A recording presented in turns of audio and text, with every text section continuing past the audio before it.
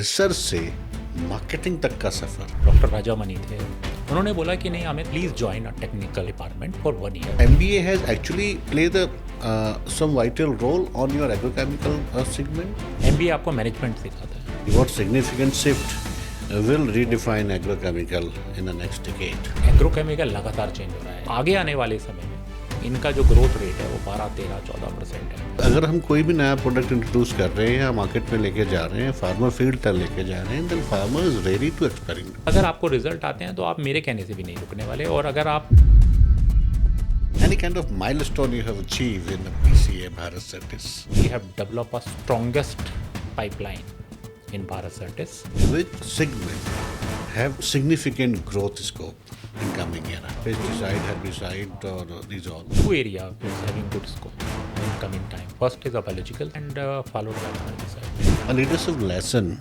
you learn the hard way. Leader should be very cool or calm, especially the situation if it's not favorable.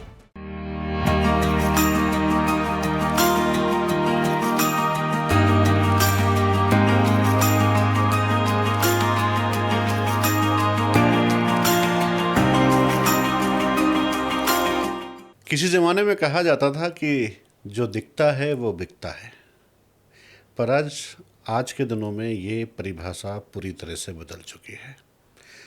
अब हम कहते हैं कि जो ज़्यादा दिखता है वो ज़्यादा बिकता है। सिर्फ दिखना ही किसी चीज़ की या किसी प्रोडक्ट की बिकने की गारंटी नहीं होती। दिखना भी किस तरह से है, ये भी एक दूसरा एस्पेक्ट होता है। एक पिक्चर के दूसरा पहलू भी होता है कि आप किस तरह से अपने आप को या अपने प्रोडक्ट को मार्केट में प्रेजेंट कर रहे हैं। उसकी पोजीशनिंग क्या है, उसकी प्राइसिंग क्या है, ये सब मैटर करता है। सब मैटर करने के साथ साथ एक चीज़ और मैटर करती है, वो है इमोशंस। कि कोई तीसरा चौथा आपके उस प्रोडक्ट के ऊपर कितना इमोशनली कनेक्ट है। और इन सब बातों को जो ध्यान रखते हैं वो रखते हैं मार्केटिंग के एक्सपर्ट। ख़ासतौर पर जब हम बात करें रूरल इंडस्ट्री की या एग्रीकल्चर इंडस्ट्री की, तो यहाँ पे मार्केटिंग में की बात करना या मार्केट करना बहुत ही अलग है। ये इतनी अलग है, इट्स लाइक बिल्ली के गले में घंटी बांधना। हम अर्बन में तो मार्केटिंग अच्छे से कर सकते हैं क्योंकि शायद जो सुनने वाले हैं, जो देखने वाले हैं, वो हमारी बात को जल्दी से समझ जाते हैं। लेकिन जब हम रूरल की बात करते हैं, जब हम ऐसे क्षेत्र की बात करते हैं जहाँ पे सड़कें भी ना पहुँची हों, जहाँ पे भाषा की दिक्कत हो, जहाँ पे आपकी भाषा और दूसरे की भाषा समझने में बहुत दिक्कतें आ रही हों, वहाँ पे अपनी बात को कहना एक कला ही है। और उस कला में जो मास्टर होते हैं वो होते हैं किसी कंपनी के या किसी इंडिविजुअल जो मार्केटिंग में एक्सपर्ट होता है। अब ये मार्केटिंग की बातें आज क्यों कहीं? तो नमस्कार, मैं Amit Khare snail show podcast के एक नए सीरीज़ में आपके साथ बैठा हूँ। और आज हमारे साथ जो गेस्ट हैं वो मार्केटिंग के एक्सपर्ट हैं और एग्रीकल्चर में एक नई दिशा और दशा को लेके आए हैं, जो बदल रहे हैं परिभाषाओं को, जो बदल रहे हैं लोगों की सोच को कि जैसे पहले होती थी वैसे अब नहीं है, अब एक अलग तरीका है, AI है, वो सब चीज़ें। तो आज हम बात करेंगे अमित सिंह साहब से, जो सीनियर वाइस प्रेसिडेंट है भारत सर्टिस। सर, बहुत बहुत स्वागत है आपका। धन्यवाद। तो जनरली मार्केटिंग गुरु की जब हम बात करते हैं या हम बात करते हैं कि एक अपने प्रोडक्ट को हम या अपने उत्पाद को हम कैसे फील्ड में इस्टेब्लिश कर पाएँ। हम जब टूथपेस्ट की बात करें या फिर हम किसी और प्रोडक्ट की बात करें जो रोज़मर्रा में यूज़ होता है, उसको हमसे किसी ने बोला था, मैं क्यों बात कर रहा हूँ ये, कि अगर हमें डेली मर्रा की कोई चीज़ें बेचनी है, रोज़मर्रा की कुछ चीज़ें बेचनी है, तो हम 20 सेकंड के ऐड में बेच सकते हैं। लेकिन ये एग्रीकल्चर एक ऐसा प्रोडक्ट है जो हम 20 सेकंड में बेच नहीं सकते। उसके लिए एक्सपर्ट चाहिए और वो आप हैं। तो इसी के बारे में हम बात करेंगे, इन सब चीज़ों के बारे में, भारत सर्टिस के बारे में। ये आगे बात चलेंगे, पर शुरुआत करते हैं शुरुआत से आप मुझे थोड़ा अपने बचपन में लेके चलिए, तो आई थिंक मुझे थोड़ा मज़ा आएगा और बात करने में। कहाँ से लाइफ शुरुआत करी, और ये एग्रीकल्चर में या इसमें आने का जो बीज है वो किसने डाला? तो जैसे आपने बताया, मेरा नाम अमित कुमार सिंह है और मैं पश्चिमी उत्तर प्रदेश सहारनपुर सिटी से बिलोंग करता हूँ। लकड़ियों का काम बड़ा अच्छा तो होता है। वहाँ पर सहारनपुर दो चीज़ों के लिए बहुत फेमस है। एक लकड़ी के ऊपर नक्काशी के लिए, और दूसरा अच्छे खासे स्वादिष्ट आमों के लिए। तो आम की एक वैरायटी चौसा बहुत फेमस है सहारनपुर में। और जैसा आपने बोला कि एग्रीकल्चर से जुड़ना, एग्रीकल्चर फील्ड में आना, तो ये जर्नी ऐसे है कि मेरे जो फादर हैं और जो अभी रिटायर्ड हो गए हैं, तो वो भी सेम मेरे क्वालिफ़िकेशन एमएससी एंटामोलॉजी में उन्होंने किया और पीएचडी उन्होंने एंटामोलॉजी में किया। और वो 2012 में as a director horticulture department से रिटायर हुए। तो बचपन से ही घर में माहौल था, घर में सारी जो पेस्टिसाइड की दवाइयाँ थी वो सब आती थी घर में। और पापा रिसर्च विंग में थे और हम हॉर्टिकल्चर गार्डन में रहते थे, तो घर के सामने आम के बाग और अमरूद और अंगूर के बाग होते थे। तो उसमें होता क्या था अमित भाई कि उसमें स्प्रे चला करते थे अप्रैल मई होली के बाद में, और बहुत ही इंसेक्ट आते। तो हमें एक क्यूरियोसिटी होती थी ये क्यों स्प्रे करते। तो हमारे लिए वो बचपन में, हम जब वो छोटे थे तो हमारे एक खेल होता था स्प्रे मशीन के साथ जाना और वो स्प्रे करना। और तो हमें बताया जाता था ये जहर है और इसको स्प्रे कर रहे हैं, तो हम क्वेश्चन पूछते थे ये जहर है तो हम खाने की चीज़ों पे क्यों डाल रहे हैं, और इससे क्या आम के ऊपर डालेंगे तो क्या ये तो हम खाएंगे। तो फिर पापा हमें साथ में ले जा जाके आंसर देते थे, नहीं बेटा इसमें कीड़े लगते हैं, बीमारियां लगती हैं। और ये तो शुरू से ही ये दवाइयाँ और कीड़े मारने की और बीमारियों की दवाइयों के दौर में हम रहे। और लेकिन तब भी बड़ा ऑनेस्टली नहीं सोचा था कि इस फील्ड में आएंगे। दौर बीतता गया, 12th किया तो पहले हर एक का होता है, बायोलॉजी के स्टूडेंट थे और बहुत ही ईमानदारी से बताएंगे गणित में बहुत कमज़ोर थे। तो शुरू से ही ये था कि पहले तो मैंने कभी बहुत लंबा नहीं सोचा, तो 10th तक ये था कि किसी तरीके से मैथ से छुटकारा मिले। तो बायो ली, तो उसमें फिर फिजिक्स केमिस्ट्री आ गई, तो कैसे करके 12th में हुआ। बट एक था कि डॉक्टर बनने का सपना था कि डॉक्टर बने, और तो वो तैयारियां की और किसी वजह से नहीं हो पाया। तो फिर एक उसके बाद में एक था क्या करें, तो फिर पापा की गाइडेंस आई कि भाई आप बीएससी एग्रीकल्चर से करो। तो फिर बीएससी एग्रीकल्चर और एमएससी की, और उसके बाद भी एग्रीकल्चर में नहीं था, उसके बाद का नहीं, उसके बाद हम एमबीए करेंगे और कोई एफएमसीजी मल्टीनेशनल कंपनी में जाएंगे और मार्केटिंग का भूसा हो रहा हो। इन बिटवीन मैं आपको एक और बहुत बढ़िया वाक्य बताना चाहता हूँ। उस बीच में मेरे को पुलिस और आर्मी में जाने का बड़ा शौक था, क्योंकि मैं एक अच्छा एथलीट था 9-10 से, और बड़ा अच्छा 100 मीटर में मुझे 8th स्टैंडर्ड से 12th स्टैंडर्ड तक 100 और 200 मीटर में कोई बीट नहीं कर पाता था। तो उस वक्त था अच्छी फिजिक थी, अच्छा हाइट था, तो था कि पुलिस में मिट्टी भी जाएंगे। वैसी है वहाँ हाँ की। वैसे ही है। और हमेशा वो जो हमारा सहारनपुर है, राजपूत जाट और गुजरों के साथ में रह रह के हुआ कि पुलिस में जाएंगे। तो जब हमारा मेडिकल में नहीं हुआ तो हमने पुलिस और एनसीसी का सर्टिफिकेट ए और बी मेरे पास है। तो किसी वजह से उसमें भी मैथ की वजह से ही नहीं रह हो गए। पाए और नहीं रह पाए। तो फिर एमएससी किया, फिर एमबीए किया, फिर एमबीए करने के बाद प्लान किया कि कोई मल्टीनेशनल। तो लेकिन विधि का विधान है, समर ट्रेनिंग भी लगी तो एग्रोकेमिकल कंपनी में। तो समर ट्रेनिंग सिंजेंटा इंडिया में किया। एक और विंटर ट्रेनिंग थी हमारे एमबीए कॉलेज में, तो वो एक शॉर्ट 1 महीने का था। उसमें भी इत्तफाकन जब अप्लाई किया तो बायर इंडिया में किया, दोनों एग्रोकेमिकल कंपनी। उसके बाद भी मैंने किसी बोथ आर दी भी, वर्ल्ड बेस्ट कंपनी। हाँ उसी में ही दोनों नंबर 1 और नंबर 2 ग्लोबल कंपनी है। और उसके बाद भी डिसाइड किया कि अभी किसी एग्रोकेमिकल कंपनी में नहीं बैठेंगे। नहीं बैठेंगे। तो कुछ कंपनियाँ आई और उनमें जब तक रिज़ल्ट अवेटेड था कुछ में नहीं हो पाया। तो मेरे को आज भी याद है, हमारे यहाँ पर प्रॉक्टर एंड गैम्बल आई थी, तो मेरा बड़ा सपना था उसमें जाने का। तो उसमें 2 लड़कों का चयन हुआ और बहुत दुख हुआ, नहीं हुआ हमारा। तो तभी उस दुख के दौर से गुजर ही रहे थे कि एक कॉल आया सिंजेंटा इंडिया से कि एक लड़के कुछ चाहिए। और उस समय में उत्तराखंड यूपी का ही पार्ट होता था। ये बात 2000 के लगभग वो आंदोलन चल रहा था, हाँ बिल्कुल। और उस वक्त में बना नहीं था। तो उस वक्त में कॉल आई और मैंने पापा से बात की कि मेरे को नहीं जाना है पेस्टिसाइड के। मैंने कहा नहीं, आप वर्ल्ड की नंबर 1 कंपनी है, इंटरव्यू देना चाहिए और कम से कम सीख ही लोगे।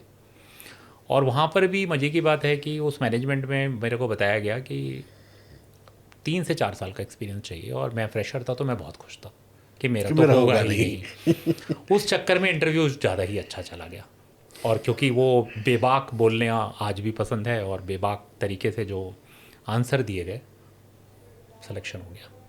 फिर ये हुआ कि अभी और नौकरी नहीं है तो चलो इसी में चला जाए। और फिर क्या हुआ कि सिंजेंटा में फर्स्ट जॉब जहाँ लोगों को ठीक से सैलरी नहीं मिलती है, मेरे को चमचमाती हुई जिप्सी मिल गई। अब कॉलेज से आप निकलो और आपके पास मारुति जिप्सी और अच्छा पोस्टिंग रुद्रपुर में मिला, और इस तरीके से अमित भाई गाड़ी चल पड़ी, और तब से चली, फिर रुकी नहीं, फिर हमने इसको उड़ान पे रखा, और आज आप यहाँ तक नहीं है। चाहते थे पर इंडस्ट्री चाहती थी कि आप आएँ। और मैं अभी लास्ट एपिसोड में किसी से बात कर रहा था, तो यही हमारी बात डिस्कशन यही हो रही थी कि ये एक ऐसी इंडस्ट्री है, इसमें एक बार आप घुस भर जाओ, फिर इंडस्ट्री आपको छोड़ती नहीं है, आप कितनी भी कोशिश कर लें। राइट। और एक और चीज़ कि आपने जिस मिट्टी की बात करी ना, सहारनपुर, एक अच्छी खासियत है उस मिट्टी की सर, उस मिट्टी से किसान और जवान दोनों बहुत निकलते हैं। ये पूरा ईस्टर्न यूपी वाली जो बेल्ट है, हरियाणा वाली जो बेल्ट है, इस मिट्टी में कुछ ना कुछ तो बात है। अच्छा, आपने अभी बताया कि बार ये एंटोनोलॉजी से आपने चीज़ किया, is typically research, right, science. ये रिसर्च से मार्केटिंग तक का सफ़र, ये कैसे रहा? ये बड़ा इंटरेस्टिंग सवाल है, और बिल्कुल मेरे कैरियर में टच होता है। जब मेरा सिलेक्शन, फिर मैं वहीं पर जाता हूँ सिंजेंटा के, मेरा जो इंटरव्यू हुआ, तो जब इंटरव्यू हुआ तो मेरा सिलेक्शन हो गया, और सिलेक्शन के बाद मुझे बोला आप बाहर बैठिए। तो मेरे को आज भी याद है, सिंजेंटा का टॉप मैनेजमेंट उस समय बॉम्बे में होता था हेड ऑफिस, अभी तो पुणे में है। तो उन्होंने बोला लड़का बहुत शार्प है और एमबीए करके आया है। और मैं एक क्वेश्चन आपको बड़ा बताना चाहूँगा, वो बहुत मेरे दिल के करीब है। उन्होंने मेरे से पूछा कि आप अभी एमबीए करके आए हो और ये फील्ड बिल्कुल खेत में जाने का है, और 2 क्वेश्चन के आंसर आप दीजिए और बिल्कुल ईमानदारी से दीजिए। पहला क्वेश्चन था कि आप अभी सिंजेंटा के ऑफिस में आए और हम पेस्टिसाइड में डील करते हैं, जहाँ आपको किसानों पे जाना पड़ता है, और आप यहाँ पे ये टाई और ब्लेज़र पहन के आए हैं और चमचमाते जूते पहन के आए हैं, तो आप फील्ड में जा पाएंगे? हमें नहीं लगता वो 45 डिग्री और 50 डिग्री टेम्परेचर में आप खेत में जाके और काम कर पाओगे। तो ये ड्रेस सूट नहीं हो रही आपके इंटरव्यू में। तो उसका आंसर मेरे को आज भी याद है, मैंने दिया था। मैंने कहा जहाँ तक मुझे पता है कि सिंजेंटा, उस वक्त कंपनी का नाम नोवाटिस था, कि नोवाटिस वर्ल्ड की नंबर 1 कंपनी है, और उसके कॉरपोरेट ऑफिस में अगर आप जा रहे हैं तो मिट्टी से सने जूते तो नहीं पहन के जाएंगे। ये कॉरपोरेट ऑफिस है, और कॉरपोरेट ऑफिस में जाने के लिए तो टाई और ब्लेज़र पहनना ही पड़ेगा, और एज ए मैनेजमेंट इतना तो मुझे आता है। हाँ, जिस दिन मैं खेत में जाऊँगा उस दिन मैं शॉर्ट और चप्पल में जाऊँगा, जूते भी नहीं पहनूंगा, क्योंकि बार बार जूते निकालना पड़ेगा और पहनना पड़ेगा, वो मेरे बस का नहीं है। तो वो आंसर उनको बड़ा अच्छा लगा। और एक बड़ा अच्छा और अमित भाई शेयर करना चाहूँगा, उन्होंने पूछा आपको पता है कि सिंजेंटा में ज्वाइन करते ही आपको 4 व्हीलर मिलेगा, तो इसी बीच जब आपकी पोस्टिंग होगी और 4 व्हीलर और आपके मम्मी पापा या कोई रिलेटिव रेलवे स्टेशन पे आता है, तो आप उसको कंपनी की गाड़ी से लेने जाएंगे या आप रिक्शा या कोई भी लोकल अवेलेबल सोर्स से लेके आएंगे? मैंने कहा बड़ा वो था, और उस वक्त का वो आंसर मुझे पता है वो क्या एक्सपेक्ट कर रहे थे। तो मैंने उनको बोला कि मैं तो गाड़ी ही लेके जाऊंगा, और गाड़ी से ही अपने मम्मी पापा को लेगा। मैंने कहा वो तो प्राउड मोमेंट है कि मेरे को गाड़ी मिली है, और मैं गाड़ी घर में खड़ी और मैं रिक्शा से उनको लेने जाऊँ तो ये झूठ होगा। और मैं तो हो सकता है घर की सब्जी वब्जी लेने या घर का पर्सनल काम करने के लिए भी मार्केट में, हाँ मैं गाड़ी लेके पिकनिक मनाने नहीं जाऊंगा, बट लोकल मार्केट में तो मैं गाड़ी लेके जाऊंगा, ये सच है। बाकी आप बताइए कैसा आंसर देना है तो मैं दे सकता हूँ। तो सारे लोग इतना ज़ोर से हंसे, और सब लोगों ने बोला कि आपको बाहर बैठने की ज़रूरत नहीं है, ऑलरेडी बीन सेलेक्टेड। अवाक। हाँ, तो ये जो आंसर्स थे उसमें वो इतने अच्छे थे। तो लेकिन उन्होंने एक चीज़ बड़ी अच्छी मुझे लगी, और आज तक मेरे यहाँ पहुँचने में मेरे को अभी भी नाम याद है उनका, डॉक्टर राजामणि थे। उन्होंने बोला कि नहीं Amit, is you are a very good candidate, but still we think you have almost 2 years spent your MBA after the MSc, maybe you have forgotten lots of practical things. So maybe if you don't mind, if we have selected you in a sales, but please join a technical department for 1 year. After that, we will evaluate, and then you will join a real sales force. And I opted. और वो जो मैंने opt किया, आज तक मेरे ऊपर वो इतना प्रभाव है. 1 साल मेरे को टेक्निकल डिपार्टमेंट में रखा गया और उसमें मेरे की वेरियस ट्रेनिंग, मुझे हरियाणा में भेजा गया. अब वेस्टर्न यूपी होने के बाद मैंने कभी कॉटन का पौधा भी नहीं देखा था. कॉटन में मेरी ट्रेनिंग हुई, रिग्रस कैसे चलते हैं, स्प्रे लॉन्च कैसे रखते हैं, मशीन में पानी पहले डालते हैं कि दवाई डालते हैं या आधा पानी डालते हैं, कब दवाई का घोल कैसे बनाते हैं. मैं आज भी बोलना चाहूँगा कि in that way Syngenta Novartis का ट्रेनिंग टेक्निकल, उसको नमन है. उसके बाद मैं सेल्स में गया, फिर मैंने बायोस्टेट ज्वाइन की. तो technical, sales, field marketing, then अचानक मेरे को लगता था कि सेल्स टीम सेल्स करती है, जो आपका अभी वापस आपके क्वेश्चन पे आ रहा हूँ. लेकिन जो ये प्लानर होते हैं, जो प्रोडक्ट डिज़ाइन करते हैं, ये लोग कौन होते हैं? ये तो हमारे बीच से ही होते हैं. तो हम लोगों को बड़ा फैसिनेट करता था. जब मेरे को याद है, मैं सिंजेंटा में प्रोडक्ट मैनेजर आता था, तो द वे जोनल हेड, सारे लोग उसके लिए खड़े रहते थे और वो बताता था, हम सुनते थे. वो बोलता था नहीं, इस दवा को 50 ml ही डालना है, इस समय पे डालना है, इसका यही प्राइस. तो सारे जोनल हेड बोलते थे सर इसमें थोड़ा प्राइसिंग में करो. कह रहे नहीं हो पाएगा, हमारी प्रॉफिटेबिलिटी नहीं बैठ रही है, ये हमारी ग्लोबल स्ट्रेटजी है. तो मुझे लगता था ये, जैसे मैं देखता था मेरे सारे साथी जोनल हेड बनना चाहते थे. उस वक्त मैं चाहता, मैंने कहा अपने को प्रोडक्ट मैनेजर बनना है. ये सबसे बड़ी पोस्ट है. जो प्रोडक्ट को डिज़ाइन करता है वो कैसे सोचता है कि 5 साल बाद ये बीमारी आएगी और ये प्रोडक्ट काम नहीं करेंगे, और ये प्रोडक्ट को डिज़ाइन करना, ये कैसे होता. तो लेकिन फ्यूचरिस्टिक अप्रोच तो फील्ड में था. उसके बाद कहते हैं जो लिखा होता है, फिर बायोस्टेट में फील्ड मार्केटिंग में आए, सेल्स में आए, फील्ड मार्केटिंग में आए. तो एप्पल पे काम किया. तो एप्पल में एक नॉलेजेबल फार्मर्स होते हैं, उनके साथ बैठना उठना हुआ, उनके साथ बातचीत हुई. फिर मौका मिला एंडोफिल में. वो लोग ढूंढ रहे थे कि इंसेक्टिसाइड का, और वहाँ से फिर वहाँ भी मेरे से पूछा गया कि आप मार्केटिंग क्यों आना चाहते हैं. मैंने कहा मेरे को प्रोडक्ट डिज़ाइनिंग, किसानों के लिए नई नई चीज़ों का लाना, और कैसे हम किसानों की हेल्प करें और अपने इंडियन एग्रीकल्चर को बढ़ाएं, और प्लानिंग टीम का अगर मैं हिस्सा हूँ तो ये सब प्राउड मोमेंट. तो 2008 में ज्वाइन किया था प्रोडक्ट मैनेजमेंट और इज़ अ रियल मार्केटिंग. और आज बहुत प्राउडली बोलता हूँ कि जो भी कर रहे हैं अच्छा हमारे भारतीय किसानों के लिए कर रहे हैं. Definitely, individual as a Amit and as for the company Bharat Surtees, you people are doing marvelous job. आपने इंटरव्यू का किस्सा बताया, तो एक छोटा सा किस्सा मुझे याद आया, चलते चलते शेयर करता हूँ. पास आउट होने के बाद जब बैचलर किया जनरल, तो आपने बोला मैथ. मेरे लिए मैथ एक ऐसा था, कूल डाउन वाला सब्जेक्ट था. आई अफेयर्ड ऑन बायोलॉजी, तो उल्टा था हमारे लिए. मैथ तो ऐसा था कि ऐसे मैथ का जब एग्ज़ाम होता था तो हम क्रिकेट खेलते थे तीनों दिन. ये तो हो ही जाएगा. ये तो हो जाएगा. And always I achieve above 90 in 10th also and 12th. तो वो होने के बाद, ग्रेजुएशन होने के बाद, फिर MBA में मैं इंटरव्यू देने गया, जब MBA में एडमिशन लेना था. तो आई रिमेंबर वो, क्योंकि उस समय ना वो नेटवर्क मार्केटिंग का कुछ बहुत सवार था, तो 1-2 साल किया. अपना टाइम जो भी था, वेस्ट तो नहीं बोलूँगा कि कुछ उससे भी सीखने को मिला. तो MBA में जब मेरे प्रिंसिपल ने मेरा इंटरव्यू लिया, अब इंटरव्यू में सब अच्छा गया. नेटवर्क मार्केटिंग वाले लोग थोड़े से अपने आप को राजा समझ के चलते हैं. हम बैठे थे वहाँ पे, तो दैट प्रिंसिपल जो थे हमारे, उन्होंने मुझसे एक सवाल पूछा, Amit everything goes, now tell me one thing, what is the difference between sales and marketing. बड़ा कॉमन क्वेश्चन था ये, बट उस समय नहीं था. और अभी भी ट्रिकी है. हाँ, आई एम टॉकिंग अबाउट 2005. हाँ. तो अब मैं थोड़ा सा वहाँ पे घूमा, तो I just say sir, sales is selling the product and marketing is making a relation with your customer.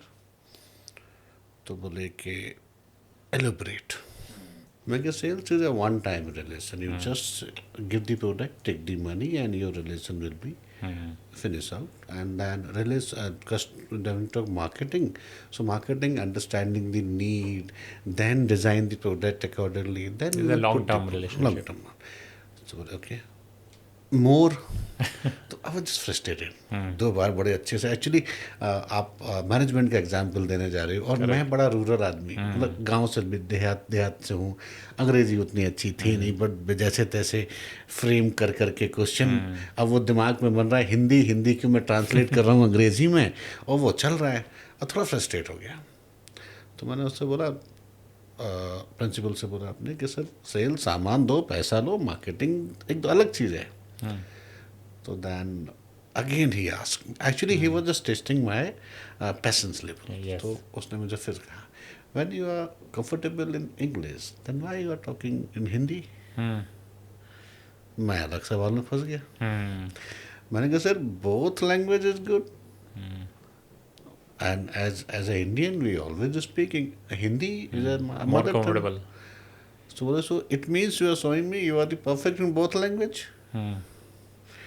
और फिर दिमाग चकरा गया मैंने बोला no sir I am not a perfect but you are pretending yourself you are perfect अच्छा I was making a painting मैं एक आर्टिस्ट भी हूँ तो मैंने कहा क्या बोलूँ अब मैं फंस गया बड़ा बुरी तरह से तो मैंने कहा sir my experience in the painting मैं डॉक्टर सुबेश का स्टूडेंट रहा हूँ तो और बहुत I think 20-25 cities I have organized my painting exhibition. Okay. उस समय बड़ा पैसन भी था मैं कि my painting experiences teach me if you think you are perfect then you will finish. So I am not a perfect and you are not a perfect.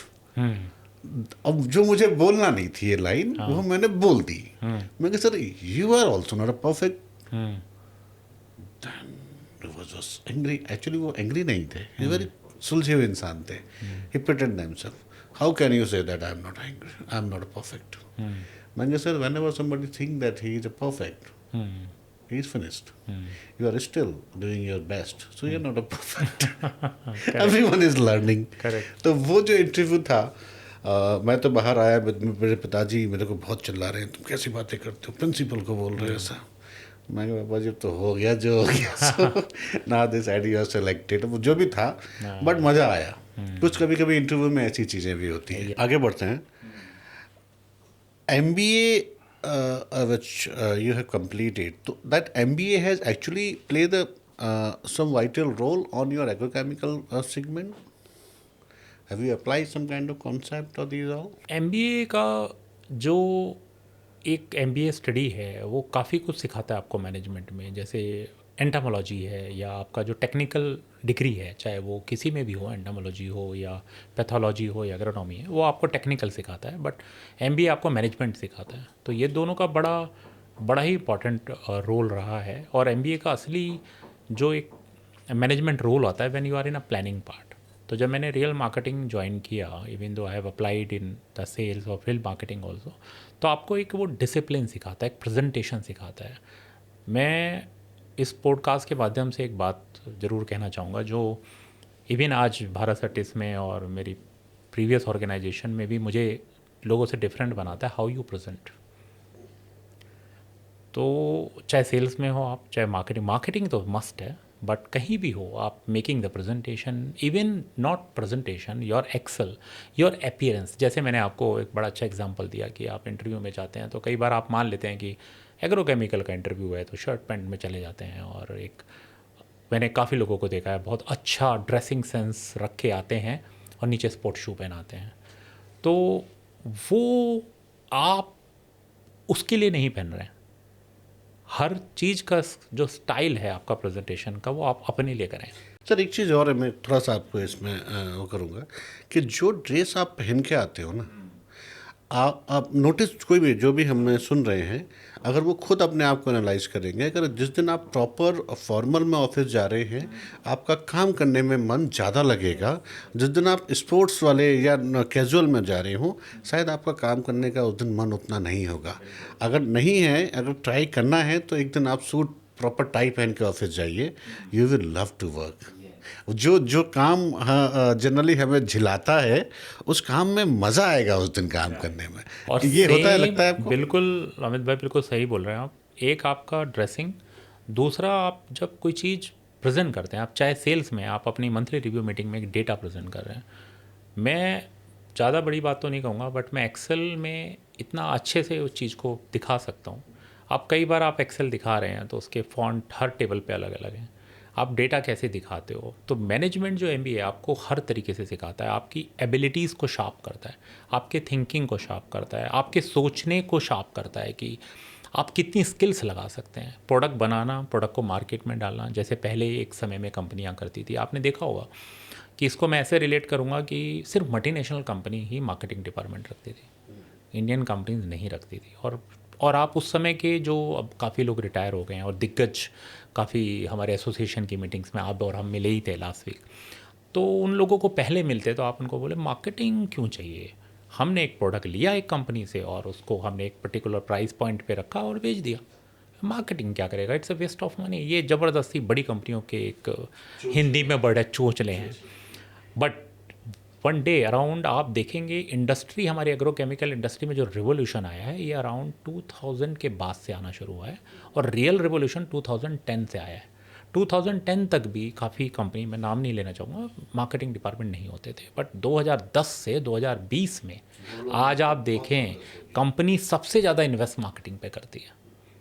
तो ये जो पॉइंट है, तो ये जो एमबीए है, तो मैं आज भी बोलूँगा कि अगर आप पोस्ट ग्रेजुएट्स हैं टेक्निकल में तो आपको टेक्निकल में काफ़ी साउंड वो मिलता है, और उसके बाद अगर आप एमबीए हैं तो ये दोनों का जो कॉकटेल बनता है, it's very very good cocktail. और उसके बाद आप अपनी एबिलिटीज़ को लगातार शार्प करते हैं तो you will be the killer and you will be a good, you can say the winner in this industry. What significant shift will redefine agrochemical in the next decade? आप देखेंगे ना, agrochemical लगातार change हो रहा है। Agrochemical नहीं बोलूँगा इसको, मैं थोड़ा सा सिंप्लीफाई करता हूँ, एग्रीकल्चर। और ये ग्लोबल और इंडिया दोनों वे में चेंज हो रहा है। अगर आप देखें कि 2000 तक बात करूं, जब मैंने इंडस्ट्री ज्वाइन की उस समय में हमारे यहाँ पर इंसेक्टिसाइड ड्रिवन था, तो अराउंड 75 to 80% इंसेक्टिसाइड थी। Insecticide और आप देखें हमारा जो एक्ट है वो भी इंसेक्टिसाइड एक्ट है, तो उससे ही आप Insecticide देख Act सकते हैं कि Perception फंजीसाइड वैसे ही था। हर्बिसाइड का नाम ही नहीं था, तो फंजीसाइड हर्बिसाइड को ये माना जाता था कि ये छोटा, जो कहीं नीड होगी तो देखेंगे, तो एक्ट का नाम भी इंसेक्टिसाइड। जबकि globally herbicide is a major use Yes, product. तो और वहाँ due to of this glyphosate and paraquat, और उस समय हर्बिसाइड, और आज भी रिवर्स है। आज अगर आप ग्लोबल देखेंगे तो परसेंटेज डिफर हुए हैं, बट स्टिल हर्बिसाइड रूल है और इंडिया में इंसेक्टिसाइड रूल। तो जो ये चेंज आया है सन 2000, उसके बाद में बीटी कॉटन 1 और बीजी 2 आया, और उसके बाद में जब वे चेंज, फिर लेबर स्कैरिसिटी हुआ, और फिर क्लाइमेट चेंजेस हुए, और लेबर में तो हर्बिसाइड यूजेस बढ़ना शुरू हुआ। तो ये जो चेंजेस आ रहे हैं उसकी वजह से आप देखेंगे तो एक शिफ्ट जो आया 2000 में इंसेक्टिसाइड, तो आज 2000 में देखेंगे तो insecticide around 75 to 80%, herbicide around 10% था, और फंजीसाइड अराउंड वही 10-15% था। और न्यूट्रिशन तो लोग इसको लग्जरी मानते थे, और जब मैंने बायोस्टेट ज्वाइन किया तो उस वक्त में हमें भी बड़ा मुश्किल होता था, ये नीड ही नहीं था फार्मर का और लोग समझते ही नहीं थे।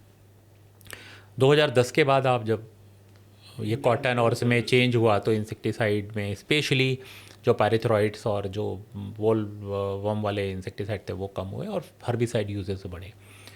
और अगर आज आप देखेंगे तो फार्मर्स बहुत अवेयर हो रहा है, फार्मर बहुत एजुकेटेड हो रहा है। फार्मर को ये पता है कि वो फार्मर लेबल पढ़ता है, पहले का फार्मर लेबल नहीं पढ़ता था, उसको जो भी कोई दुकानदार चिपका देता था, उसको मैं थोड़ा रफ लाइन में बोलूँगा, तो वो उसको ख़रीद लेता था। आज फार्मर वो पढ़ता है। तो ये जो चेंजेस हैं, दूसरा आज फार्मर को ये समझ में आ रहा है कि मुझे प्रोडक्टिविटी पे ध्यान देना है। आज भी हमारी productivity compare to other country बहुत कम है, बट हमने बहुत इम्प्रूव किया है, बहुत इम्प्रूव किया है। अभी आपने देखा होगा, हम क्रॉप लाइफ की मीटिंग में थे, और मैं बहुत सहमत हूँ शिवराज सिंह चौहान जी के बयान से, जो लास्ट फ्राइडे उन्होंने सुबह सुबह क्रॉप लाइफ में दिया था, जिसमें आप और हम दोनों अटेंड थे, कि एक समय ऐसा था कि 1990 के दशक में कि हमारे पास अनाज नहीं होता था, और हम 1970 से 1990 के दशक में अनाज आयात करते थे, और काफ़ी कंट्रीज़ हमें थ्रेट करते थे। आज उन्होंने जो लास्ट लाइन कही मेरे दिल को छू गई, कि आज ये हालत हमें, ठीक है हमारी प्रोडक्टिविटी कम है, माना हमारी प्रोडक्टिविटी कम है, लेकिन हमारी समस्या ये नहीं है। मुझे आज भी याद है शिवराज सिंह का, उन्होंने बोला समस्या ये है, ये इतना अनाज पैदा हुए से रखे कहाँ, तो स्टोरेज की दिक्कत है। तो ये एक बड़ा प्राउड मोमेंट है। और ये चेंजेस जो आए हैं, हाँ, हमें प्रोडक्टिविटी पे ध्यान देना है, हमें गुणवत्ता पे ध्यान देना है। तो ये दो चीज़ें हैं जिस पे गवर्नमेंट भी बहुत अच्छे से काम कर रही है। और इसमें मैं बहुत बड़ा क्रेडिट देना चाहूँगा हमारी एग्रोकेमिकल कंपनीज़ को। सारी कंपनियां जो फार्मर को एजुकेट करती हैं, क्वालिटी उत्पाद दे रही हैं, तो ये बड़े परिवर्तन आए हैं। इसमें फार्मर भी एजुकेट हो रहा है, फार्मर भी क्वेश्चन पूछने लगा है, इंडस्ट्री भी अपने आप को चेंज कर रही है और क्वालिटी की तरफ जा रही है। तो ये चेंज है। दूसरा एक बड़ा चेंज आया है कि दो वर्ग बहुत बढ़ रहे हैं, एक हर्बिसाइड खरपतवार नाशक और एक न्यूट्रिशन मैनेजमेंट और बायोलॉजिकल्स। तो ये एक बड़ा चेंज आया है पिछले, मैं बोलूँगा 7-8 साल से। और ये 10 साल बढ़ रहा पहले 2% का शेयर था, आज 15% आ के जाए। आसपास और है। अमित भाई बड़ा अच्छा आपने बोला। और जो CAGR अगर आप देखेंगे तो इंसेक्टिसाइड और फंजीसाइड का CAGR ऑलमोस्ट लास्ट 5 साल में देखेंगे तो 5 से 6%, 7% है, और एक्सपेक्टेड भी 7-8% ही है। बट अगर आप हर्बिसाइड में देखेंगे तो 8 से 10% के बीच में आ रहा है, और एक्सपेक्टेड भी 8 से 10 है। और बट बायोलॉजिकल्स और न्यूट्रिशन में देखेंगे तो पहले भी डबल डिजिट है, 11-12% है, इंस्पाइट ऑफ 2023 इतना ख़राब गया अल्नीनो वगैरह से। बट आगे आने वाले समय में इनका जो ग्रोथ रेट है वो 12-13-14% है। But they are making their own market generally. The people, और कुछ इंडस्ट्री के लोगों का बड़ा मिसकंसेप्शन है कि they are killing the insecticide market, और they are capturing the market which is the insecticide और द एग्रोकेमिकल, राइट। इंसेक्टिसाइड भी कहना गलत नहीं होगा, एग्रोकेमिकल। बट मुझे लगता है कि they are making their own space. Yes, on space. और वो एक और बड़ा अच्छा है कि पहले एक जो लग्जरी से अब ये नीड की तरफ कन्वर्ट हो रहा है। अभी फार्मर को लगता है कि ये मेरी नीड है, तो फार्मर पूछता है कि कौन से अच्छे बायोलॉजिकल इंसेक्टिसाइड। एक चीज़ और तरह ऑब्जर्व करी, मैं फील्ड में जब जाता हूँ तो 10 या 15 साल पहले farmer was not ready to experiment. अगर आप कोई भी प्रोडक्ट लेके जा रहे हो तो स्ट्रेट फॉरवर्ड वो से नो। बट अब अगर हम कोई भी नया प्रोडक्ट इंट्रोड्यूस कर रहे हैं या मार्केट में लेके जा रहे हैं, फार्मर फील्ड तक लेके जा रहे हैं, then farmer is ready to experiment. क्योंकि वो कहता है हम आपका पूरा प्रोडक्ट नहीं ले रहे, but I will try first. If the product is good then I will purchase, ये अदरवाइज। बहुत बड़ा चेंज है। और मैं इसमें एक चीज़ और ऐड करना चाहूँगा, मैं पूरी तरीके से सहमत हूँ आपकी बात से।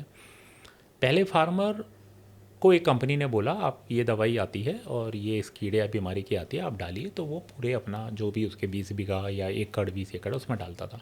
बड़ा सही पॉइंट है। आज फार्मर कहता है कि आपने किसान गोष्ठी या फार्मर मीटिंग में किसान को बोला, तो इवन मैं तो हर शुरू से ही, मेरी शुरू से ही ट्रेनिंग है, तो मैं हमेशा ही मैं खुद ही बोल देता हूँ कि आप जब भी इवन हम बोल रहे हो या कोई भी कंपनी का आदमी या गवर्नमेंट का बोले, आप पहले आधा एकड़, आधा बीघा या 1 एकड़ जो भी आपको लगता है उसमें आप खुद से एक्सपेरिमेंट करें। और अगर आपको रिजल्ट आते हैं तो आप मेरे कहने से भी नहीं रुकने वाले, और अगर आप रिजल्ट आएंगे ही नहीं तो मेरे कहने से भी लेने वाले। तो मेरे कहने से लेने वाले भी नहीं हो। और बट ये फार्मर करते हैं। और आपको इसमें एक और चीज़ बताता हूँ जो सबसे बड़ा चेंज है और मैं बहुत अप्रिशिएट करता हूँ। अगर आप देख रहे हैं कि जितने भी नए नए उत्पाद और नई नई दवाइयाँ एग्रोकेमिकल में आ रही हैं, आपको पता है जो जेनरिक के मिक्सचर्स हैं या कोई पेटेंटेड प्रोडक्ट के साथ जेनरिक करके जो इतने मिक्सचर्स आ रहे हैं, आप सरप्राइज होंगे 80% से ज़्यादा, 100 नहीं होंगे बट 80 से मैं बोल सकता हूँ 90% तक वो कॉम्बिनेशन हम क्लेम करते हैं सारी कंपनियों के साइंटिस्ट और कंपनियों के मार्केटियर्स और बड़े बड़े लर्नर की ये हमने बनाया है, हमारी एक कंपनी ने बनाया है। But these actually लेकिन वो made by the सारे farmer. सजेस्टेड बाय डायरेक्टली और इनडायरेक्टली किसान ने बताया है। किसान ही बताता है मैंने इमिडा के साथ में मान लीजिए बाइफेंथ्रिन मिलाया है और ये दवाई करे, तो किसान कंपनी को लगा अच्छा ये कॉम्बिनेशन तो अच्छा काम कर रहा है, और उन्होंने उस कॉम्बिनेशन को थोड़ा सा और माइंड लगा के डोज सेट करके और उसको पेटेंट करवा लिया।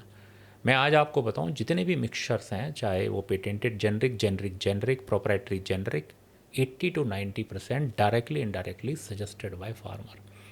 तो इसको जो हम बोल रहे हैं हम वैज्ञानिक हैं, सबसे बड़ा वैज्ञानिक आज हमारा किसान है। मैं कंपनी का नाम नहीं लूँगा, but we done the dealer meeting over there. तो फार्मर भी आते थे उसमें, डीलर भी आते थे, और dealer directly working with the farmer indirectly. हमारा एग्रोकेमिकल का बिजनेस ही वही मॉडल है। तो एक सेशन होता था जब हम फार्मर से उनकी एडवाइस मांगते थे, वो 1 घंटे का सेशन चलता था। एंड उस सेशन में आई हैव सीन कि हमारी टीम बैठती थी और फार्मर बोलते थे। फार्मर डिफरेंट डिफरेंट अपने एरिया में बताता था कि वो डीलर के हमने सब ये हमारे यहाँ के लोगों ने यूज़ किया, ये वाला आपके इस प्रोडक्ट में हमने ये प्रोडक्ट को मिक्स करके बनाया, हमें अच्छा रिजल्ट मिला। My team is right it down कि कौन से प्रोडक्ट के कर रहे हैं। फिर उसका 1 डेढ़ महीने 2 महीने हमारे ओन फार्म पे उसका ट्रायल होता था, और ट्रायल के बाद फिर नेक्स्ट ईयर हम वो प्रोडक्ट लेके आते थे। जरूरी नहीं है सारे प्रोडक्ट लेके आए, वट एवर इज़ अवेलेबल वो हम करते थे, जो मार्केट एक्सपेंशन था। तो ये बात आपने सही बोली कि एक्चुअली इन्वेंशन जो है, इनोवेशन जो है, वो फार्मर फील्ड से हो रहा है। कम्युनिकेशन अच्छे से मूव कर रही है, लैंड टू लैब जो कंपनियां कर रही हैं। अच्छा, इसका क्रेडिट भी हमें उनको देना चाहिए, नो डाउट। तो उनको देना चाहिए और किसानों को देना चाहिए। और किसान आज चैलेंज कर रहा है, आज वो इंडस्ट्री को भी चैलेंज कर रहा है, साइंटिस्ट को भी चैलेंज कर रहा है। वो साइंटिस्ट, और आज आप देखें बड़े बड़े विश्वविद्यालय और यूनिवर्सिटीज़ और जो कृषि केंद्र हैं, उस पे जो विज्ञान केंद्र में किसान जा रहे हैं तो वो क्वेश्चन पूछते हैं। ये नहीं है कि वो सिर्फ सुन ले रहे हैं, वो चैलेंज करते हैं कि मेरे यहाँ पे ये बीमारी लगी है और ये बीमारी कंट्रोल नहीं हो रही, आप जो सजेशन दे रहे हैं, और आप भी ये दवा जो है पुरानी बता रहे हैं, इससे भी नई नई दवाइयाँ आ गई हैं। तो मैं अभी अंगूर के खेत में गया था नासिक में, तो वहाँ किसान ने चैलेंज कर दिया, वेल एजुकेटेड, तो उन्होंने साइंटिस्ट को ही चैलेंज कर दिया कि ये आप जो बता रहे हैं ये तो हमने खुद ही छोड़ दिया, हम तो ये वाली नई दवा की डोज भी और बता रहे हैं। एक मैं अमित भाई आपके साथ बड़ा अच्छा वाकया शेयर करना चाहूँगा कि भले ही हम कितना बोले कि मार्केटिंग में हम इतने अच्छे हैं, पोजीशनिंग में अच्छे हैं, एक मैं प्रोडक्ट और कंपनी का नाम नहीं लूँगा, बट मैं था उस कंपनी में और मैंने एक प्रोडक्ट लॉन्च किया था। प्रोडक्ट सक्सेस नहीं हो रहा था, तो मुझे एक किसान के पिताजी ने एक बैठाया और मैं बहुत दुखी था, और उसने मेरे को बोला, आपको पता है आपका प्रोडक्ट बहुत अच्छा है, इससे अच्छा प्रोडक्ट मार्केट में नहीं है, खाली इसकी थोड़ी डोज करेक्ट करो और इसकी पोजीशनिंग करेक्ट करो। मैं आपको बड़े उससे बताऊंगा, मैंने उतना सीरियसली नहीं लिया लेकिन इग्नोर भी नहीं किया मैंने। और मेरी एक आदत है, जब भी कोई नया प्रोडक्ट आता है तो मैं पर्सनली 2 से 3 डेमोस्ट्रेशन खुद की आंखों से ज़रूर देखता हूँ, जिससे मेरे कम्युनिकेशन में वो एक कॉन्फिडेंस झलके और मैं फिर ब्लाइंडली उसको चैलेंज करूँ किधर भी। फिर मैंने वो डेमोस्ट्रेशन लगाए, अद्भुत रिजल्ट थे, आप यकीन माने, टर्न अराउंड हो गई स्ट्रेटजी, पूरा कम्युनिकेशन चेंज किया गया, पूरी डोजेस ठीक की गई और रिवोल्यूशनरी प्रोडक्ट बना। जो किसान का फीडबैक नहीं ले रहा है, किसान के इंटरेक्शन में नहीं है, आप कितने भी बड़े वैज्ञानिक हैं, आप उतना अच्छा प्रोडक्ट नहीं बना पाएंगे। मुझे एक बड़े अच्छे इंसान ने पॉडकास्ट पे ही बात बोली थी कि जो कंपनियां किसान को अपना कस्टमर समझ के काम कर रही हैं, उनका फ्यूचर ज़्यादा लंबा नहीं है। जो कंपनियां किसान को अपना पार्टनर समझ के काम कर रही हैं, दे विल गो लॉन्ग। तो आप एक्चुअली वही बात कर रहे हैं कि आप किसानों को पार्टनर के साथ में, किसान हमारा साथी है। कभी भी कुछ भी आप कोई नई दवा लाएं या पुरानी दवा को आप कुछ करना चाहें तो आप एज ए, एक और इसमें मत है, इसमें ही मैं बड़ा इत्तेफाक हूँ आपकी बात से, एज ए स्टूडेंट जाएं, चाहे किसान हो। आप जब भी एज ए स्टूडेंट जाएंगे, हमारे भारत के किसान की एक और बड़ी खासियत है जो मुझे बहुत जितना आप चाह रहे हो उससे ज़्यादा बताएगा वो मंत्र मुग्ध करने वाली एक चीज़ है। आप किसी भी इंडस्ट्री में जाएं, आज मुझे बड़ा प्राउड होता है कि मैं एग्रोकेमिकल और एग्रीकल्चर इंडस्ट्री में हूँ। मैंने देखा है आप FMCGs और इसमें जब आप डिस्ट्रीब्यूटर की दुकान पे जाते हैं, मेरे काफ़ी मित्र हैं और मैं गया भी हूँ, और बड़ी बड़ी कंपनियों के, तो वो जो FMCG में बड़े बड़े दुकानदार हैं या बड़े बड़े जो स्टोर्स आजकल हैं, वो लोग उनको भले ही आप कितने अच्छे उतना अच्छे से ट्रीट नहीं करेंगे। आज आप हमारे एग्रोकेमिकल या डिस्ट्रीब्यूटर किसी विक्रेता बंधु पे चले जाएं जो आपका डिस्ट्रीब्यूटर नहीं भी है, और आप उनसे बोलें कि मैं भारत सर्टिस से हूँ और मैं जस्ट आपके साथ कुछ बात करना चाहता हूँ कि क्या चल रहा है इंडस्ट्री में, और ये तो वो आपको बड़े सम्मान के साथ, अगर उसके यहाँ भीड़ होगी तो वो बोलेगा आप अंदर बैठिए, आपको प्रॉपर अच्छे से सम्मानित करेगा। इससे बढ़ के आप किसी किसान के पास जाइए, और इत्तेफाक से आप खाने के समय पे अगर आप किसान के पास गए हैं, और लेकिन आपको अपना एक चीज़ है, किसान भी बहुत स्मार्ट हो गया है और किसान बहुत हो गया, उस पर मुझे बड़ा गर्व है। अगर आप एज ए स्टूडेंट जाते हैं और कहते हैं कि मुझे आज टमाटर में सीखना है, आप कैसे स्प्रे करते हैं और कौन सी बीमारियाँ आई हैं और किस तरीके से करते हैं, वो आपको टमाटर के बारे में उतना बताएगा जितना आप जानना भी नहीं चाहते थे। Number one. नंबर टू, अगर खेत में है तो खेत में ही कुछ ना कुछ जलपान की व्यवस्था करेगा अपनी सामर्थ्य से। तीसरा, अगर आप पे समय है तो ऐसा नहीं होगा वो खाना आपको घर ना ले जाए और कुछ जलपान या खाना ना खिलाए, और साथ में आपको टमाटर तो मिलेंगे ही मिलेंगे घर के लिए। तो हमारे एक इंडस्ट्री के बड़े दिग्गज कहा करते थे कि, और वो हमारी मंथली रिव्यू मीटिंग में एक बात बोला करते थे कि अगर आप फील्ड में हैं और हार्डकोर सेल्स में या फील्ड मार्केटिंग में हैं, और अगर आप हमेशा वो आप ए क्लास सिटी में तो होते नहीं है पोस्टेड, तो बी और सी में हैं, और अगर आप उस महीने की सब्जियां और फल खरीद रहे हैं तो आप फील्ड में काम नहीं करते हैं। आपके घर के लोग, और घर के लोग तो सही, अड़ोसी पड़ोसी भी परेशान हो जाएं, यार ये आदमी अब टमाटर वगैरह ना लेके आ गया हो, क्योंकि वो इतना देता है किसान, लौकी टमाटर।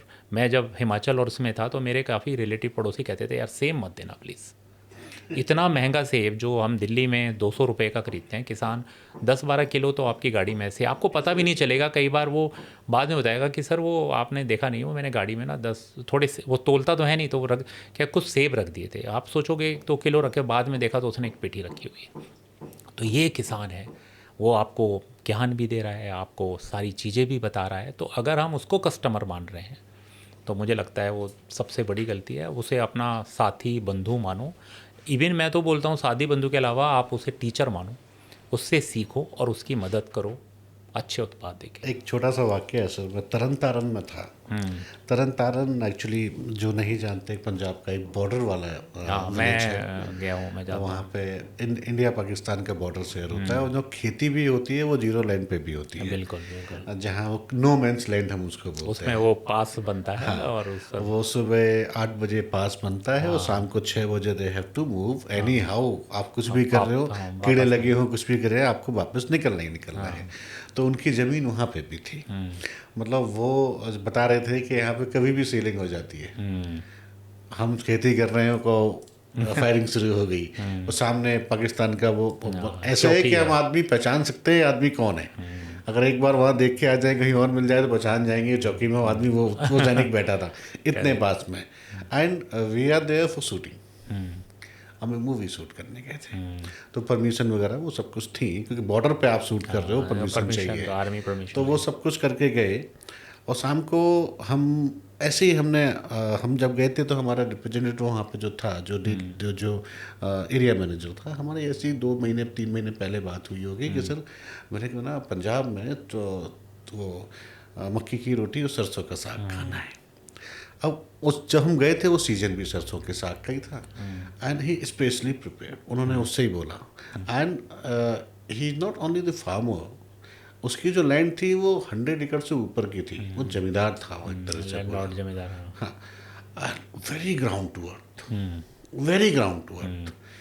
हम जब उसके पास पहुंचे तो हमें लगा ही नहीं कि हम कहीं दूसरे घर आए हैं, वो अपने घर आए हैं। उनकी जो भी फीमेल जो थी घर में, जो भाभियाँ माताएं थी, दे आर वेरी फेमिलियर। उन्हें लग रहा था कोई अपने घर का बच्चा आया हुआ है। मैं I was young on that time. वो वैसे ही, और बेटा मम्मा क्या करती हैं, पापा क्या करते हैं, आई वॉज जस्ट शॉक्ड। शाम को जो पंजाबियों का कल्चर होता है तो वैसे ही कल्चर में पार्टी शुरू हुई। एंड एक बच्ची आई मेरे पास और वो प्लेट में सरसों का साग और मक्की की रोटी लेके आई, देसी घी और वो मक्खन वाला देसी पिंड मक्खन। तो उन्होंने मेरे को ही दिया सिर्फ। मैंने लिया, मैंने कहा ये तो बोले, वो तरन तारे सरदार जी थे, पाजी थोड़े लिए ही बनवाई है। मेरे को उन्होंने बताया था। मैंने कहा स्पेशली इन्होंने इतना खाना बना रखा है, और ये एक और ये अलग से और वो उन्हें ट्रेडिशनल तरीके से जो वो 4 घंटे वो भाजी को पकाते हैं, क्या बोलते हैं, गड़ना, पंजाब में बोलते हैं सड़ना, उसको वो करते हैं, वो सब करके दिया, घोटना। मैंने जब खाया उसको, मैंने कहा कि यार ये होती है जो, और मैंने वो नहीं देखा कि वो पंजाब में है, हरियाणा में, इज ए फार्मर। नहीं, ये फार्मर क्या है, और उसमें जो वो प्यार मिलाता है। तो वो बैठा के खिलाता है, कई बार नीचे खिलाता है, चारपाई पे खिलाता है, बट वो प्यार जो है और जो शुद्धता है, और आज भी मैं इसकी बात करूँगा कि आज भी चूल्हे की रोटी आपको गाँव में मिलेगी। और मैं आपको इसमें एक चीज़ और जोड़ना चाहूँगा, आप भी इसी फील्ड में हैं। लोग बोलते हैं आप बहुत ट्रैवल करते हो और इतना घूमते हो। मैं लोगों को बोलता हूँ कि आप ट्रैवल करते हो तो आप बोलते हो हम कर्नाटका में गए, बेंगलोर। बेंगलोर कर्नाटका नहीं है। कर्नाटका घूमना है तो कर्नाटका के गांव में जाओ। हिमाचल शिमला नहीं है, आपको इंटीरियर जाए। तो जब वहाँ के लोकल में आप जाएंगे और फार्मर के घर जाएंगे, उसके खेत में जाएंगे, और वहाँ खेत में बैठ के, आज बच्चों को पता ही नहीं है कि वो खेत में बैठ के खाना खाना, और वो ट्यूबवेल में, जैसे आपने पंजाब की बात कही, वो तो जो गर्मी होती है 50 डिग्री, तो वो लस्सी की बॉटल 2 लीटर वाली, वो जो पेप्सी कोक की बॉटल होती है, उसमें वो लस्सी लाते हैं घर से। अब वो खट्टी हो जाएगी इतनी 50 डिग्री में। तो ट्यूबवेल में जो पानी गिरता है, उस पानी में खोद के उस बॉटल को गाड़ दिया जाता है और उस पर लगातार पानी गिरता है। तो आप कभी भी वो लस्सी की बॉटल निकालें और पिएं।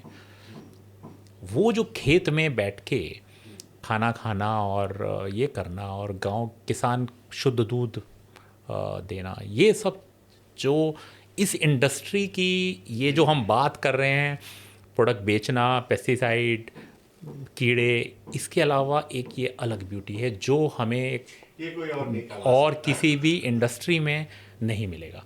तो किसान से जुड़ना, लोग कहते हैं आप गांव में जाते हैं, इतनी कम है। हाँ ठीक है, हमें गांव में जाते हैं, हमें कई बार दोपहर में खाना भी नहीं मिलता है, बट जो किसानों से इंटीरियर में जुड़ना, उनको देखना, रियल भारत का फील करना, रियल खाना खाना, और वो जो नॉलेज गेन करना, उसका जो एक मज़ा है। इसीलिए आज भी मेरे घर में और कंपनी से बड़ी शिकायतें होती हैं, आप बहुत ट्रैवल करते हैं।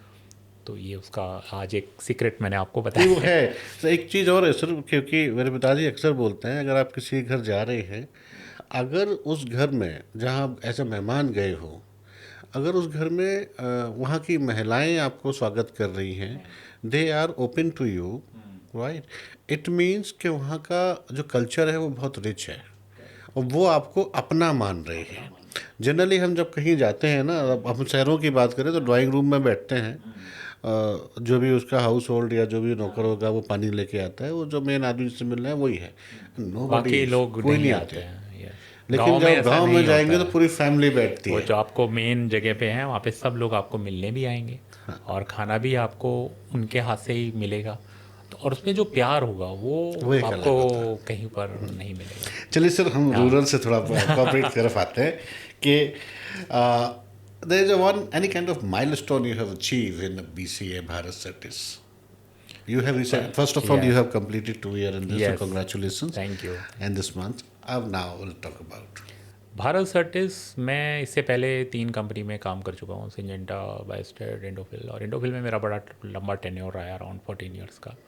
तो 2023 में आई हैव डिसाइडेड कि let's join this a Japanese driven company, and is a Japanese multinational company, is a Bharat Certis.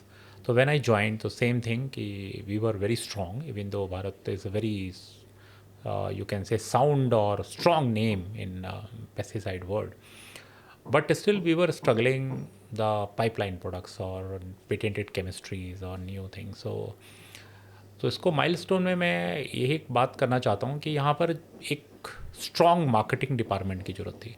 तो व्हेन आई ज्वाइंड, और till date in 2 years we have, I cannot disclose, but I can say proudly we have developed a strongest pipeline in Bharat Certis. We have created lots of department as a new product management, patent departments. We have strengthened our formulation team. We have strengthened product management team. We have strengthened our regulatory and product development team. Branding team पे हमने काफ़ी अच्छा काम किया है.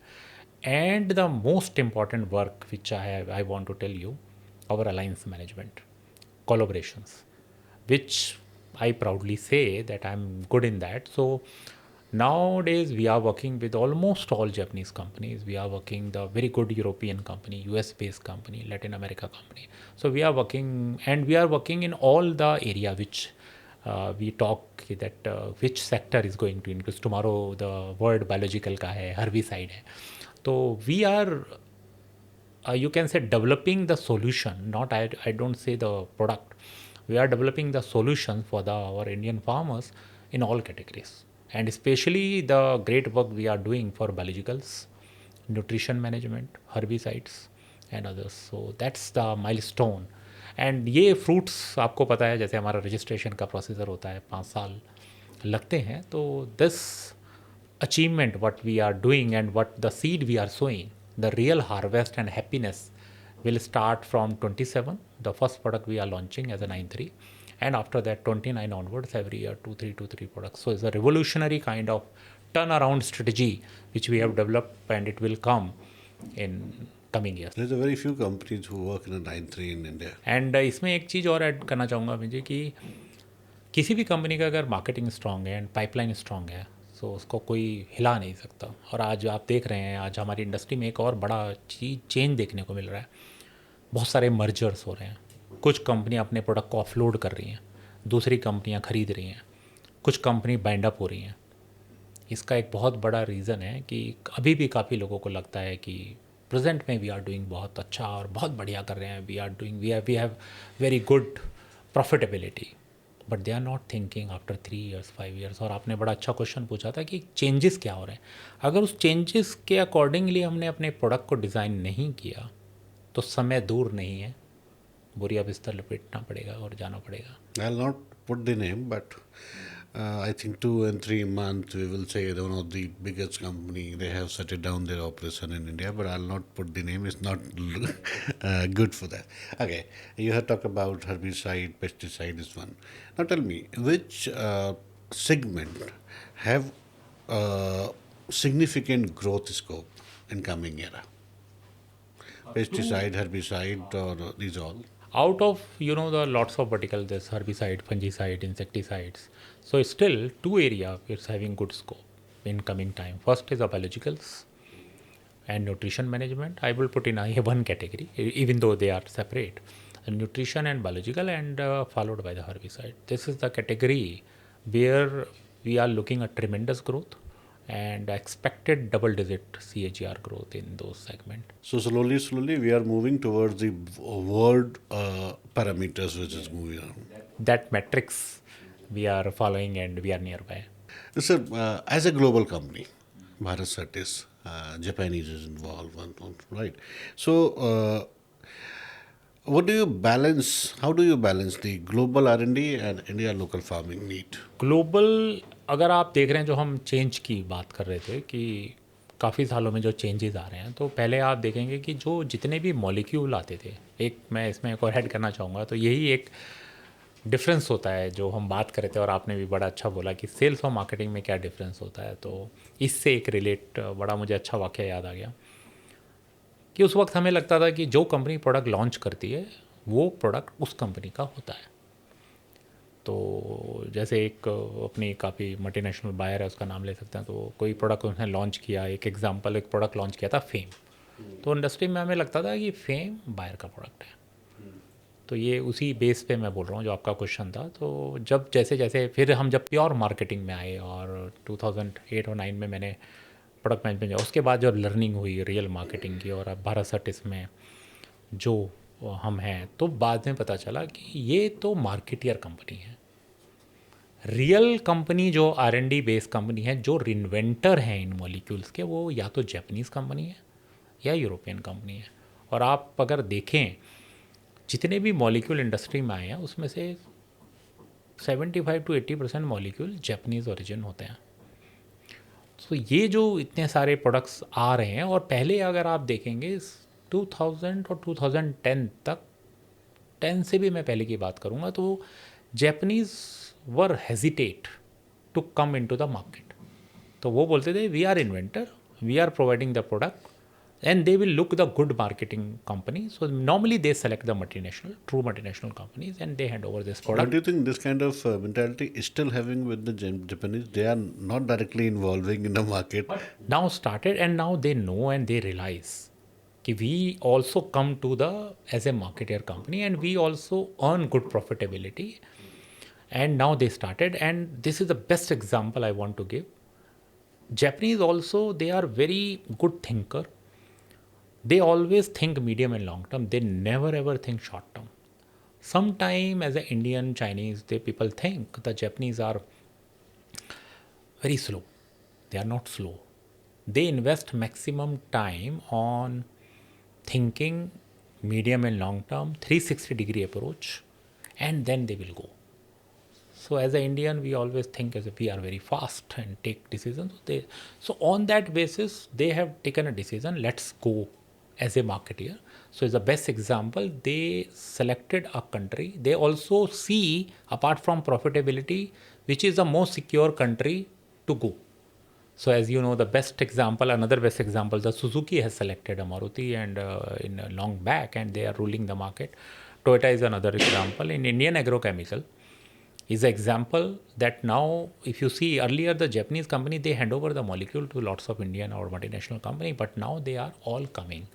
First They're they making come, JV and these yeah, all. they are making the JV, as you see the Mitsui and our Mitsui, the two Mitsuis are different, and the ISK, lots of Japanese company. So, but one change, now we come back to the question. Earlier, the R&D base, real R&D base products are plenty, but due to of this, lots of competition, change, number of R&D products are coming down. So the dependency is increasing, the available products and their mixtures. So the mixture percentage compared to the new AI, it's increasing. So so now we have a very limited AIs or new product. So we need to carefully design the product for upcoming challenges, not India and a global, as per farmer need, as per the crop need, as per the changing insect need. This change we need to design. That's again the come back the same thing.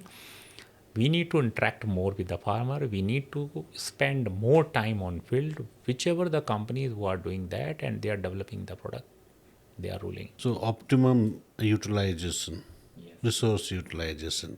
आपने Japanese की जो बात बोली, simple शब्दों में एक बहुत अच्छा फ्रेज है कि जो सोच के चलते हैं वो चल के नहीं सोचते. So that Japanese follow this line. ये जैपनीज़ का, the Japanese they are really they are thinker. और मैं आपको बताऊं कि उनकी जो स्ट्रेटजी होते हैं, and one thing also we need to learn from Japanese, they always a very less speaker and they always love who speak less. Even though I am always speak very lot to speak, but they always prefer the people who less speaker and cool, calm, think always medium and long. They are the best observer actually. Good observer, yes. आप product की बात कर रहे थे, आप you are talking about the number molecules and everything. I just want to ask you that how do you keep 4,000 plus distributor and 20,000 dealer motivated? How you giving the dose? Dose is not Yeah. for the product dose. How Correct. keep them as a motivated to be with the BCA, because it's a huge competition in market. Yes. So even last 2 years journey, I want to tell that we have pan-India presence in India. Sometimes people think we are only present in no. We are across India. Every corner we are present, Bharat Certis, and you are rightly told, we have now around 5,000 plus distributors who are directly dealing with the company, and around 20,000 plus retailers who are dealing with the distributors. I want to say very proudly, the Bharat Certis is having the very clear-cut policies. As a Japanese company, we have a full and 100% transparency in that. So one thing, our all retailer or distributor, they are happy with the Bharat Certis for account management, our financials. So we don't have any dispute, number one. So this always they like that. Anyhow, we say as a win-win situation kind of the business. आप मेरा हाथ पकड़ के रखिए, मैं आपका हाथ पकड़ के, मैं आपको डूबने नहीं दूंगा, आप मुझे मत डूबने देना. पैसा तो थोड़ा बहुत इधर उधर कर लेंगे. So financials, we are very transparent, number one. USP we have. Second, our policies. So our policies is like that. We are very firm policy as a Japanese. We don't give unnecessary advantage to dealer distributor. We never ever promote. One second USP is a trading. So trading is like a, you can say, आप इसको ऐसे हिंदी में बोल सकते हैं, दीमक की तरह. इज लाइक अ टर्माइट, कि वो दूसरे लोगों को भी, मैं खुद भी नहीं कमाऊंगा और आपको भी नहीं कमाने दूंगा, और फार्मर को तो मैं कुछ करने ही नहीं दूंगा. तो ये जो हमारी ट्रांसपेरेंसी है कि clear cut business, clear policies, and all the policies like that where both the company and trade were happy, and right value product to the farmer. ऐसा भी नहीं कि हम दोनों तो एंजॉय कर रहे हैं और किसान एंजॉय नहीं कर रहा है। तो ये जो कुछ चीज़ें ऐसी हैं जिसमें एक और हमारा एक बड़ा अच्छा है, हमारा एक एम्बेसडर करके एक ग्रुप है जिसमें हमारे प्रेस्टिजियस डीलर एंड डिस्ट्रीब्यूटर्स हैं, उनको हम विद फैमिली साल में एक बार उनके साथ बैठते हैं, बात करते हैं। तो अधिकतर आपने देखा होगा बहुत सारी कंपनियां डीलर डिस्ट्रीब्यूटर से तो बात करती हैं, उनकी फैमिली से बात नहीं करती। तो हम लोग भी अपनी वाइफ्स के साथ में और एक बड़े अच्छे एक साल में एक बार हम ये गेट टुगेदर करते हैं और उसमें बैठ के बात करते हैं और उनसे भी पूछते हैं कि भारत सर्टिस में आपको ऐसा क्या लगे कि आपके पतिदेव बिजनेस करें और हमसे क्यों जुड़े हैं। और आप वो कहते हैं कि हमारे पास बहुत सारी कंपनी है तो मुझे क्या लेना देना, ऑप्शन बहुत है, बहुत ऑप्शन है। तो हमें लगता है कि हमें भी उनके बच्चे और वाइफ के साथ में एक पारिवारिक रिलेशन बनाना चाहिए और उनसे भी पूछना चाहिए और उनकी चीज़ों को भी ध्यान में रखिए कि ये समय आपको नहीं दे पाते हैं, सारा दिन लगे रहते हैं।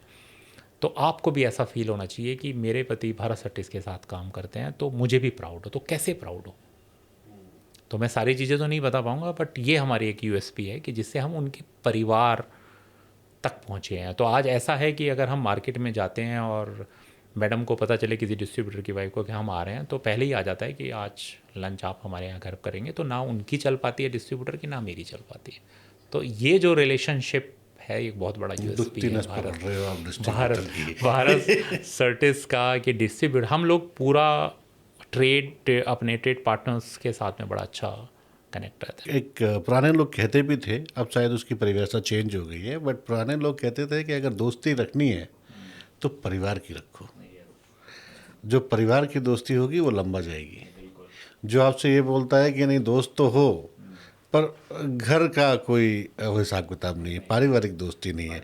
मीन्स ऐसा कि आपका जो दोस्त है आप उसके पिताजी आपको पिताजी के जानते हो, दोस्त ना भी हो पर जानते हो, उसकी मदर आपकी मदर से मिल रही हो, उसकी बहन आपकी बहन से मिल रही हो, तब आपकी दोस्ती बड़ी लंबी जाती है। और एक दूसरे के पर्सनल और पारिवारिक उसमें आपको इनविटेशन आ रहा है और आप उसमें जा रहे हैं तो आप सही तरीके से अपने पार्टनर्स को डील कर रहे हैं। हमारा एक मीडिया के मित्र कह रहे थे कि जब पिछले साल शादियों का सीज़न आया तो उन्होंने बोला कि अगर इस शादियों के सीज़न में आपके घर में 10 से 15 इनविटेशन कार्ड नहीं है ना, तो आपने कुछ नहीं कमाया फिर इस शहर में। आप सोशल नहीं हैं और आपने उस लेवल पे नहीं कमाया। तो वैसी बात एक हमारे और बॉस बोलते थे जब हम ब्रांडिंग में थे, तो उन्होंने बोला कि हम जनरली जो प्रेफर करते हैं गिफ्ट, जो हमने डीलर डिस्ट्रीब्यूटर को हाउस होल्ड गिफ्ट प्रेफर करते हैं जो वो घर पे ले जाए।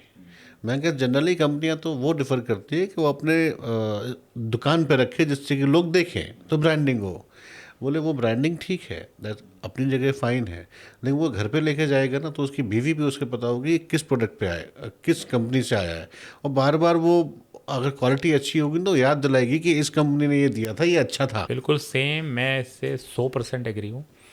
कभी भी कोई भी गिफ्ट आप दिवाली पे या किसी भी के लिए कर रहे हैं तो उसकी फैमिली और हाउस होल्ड यूज़ वाला दीजिए।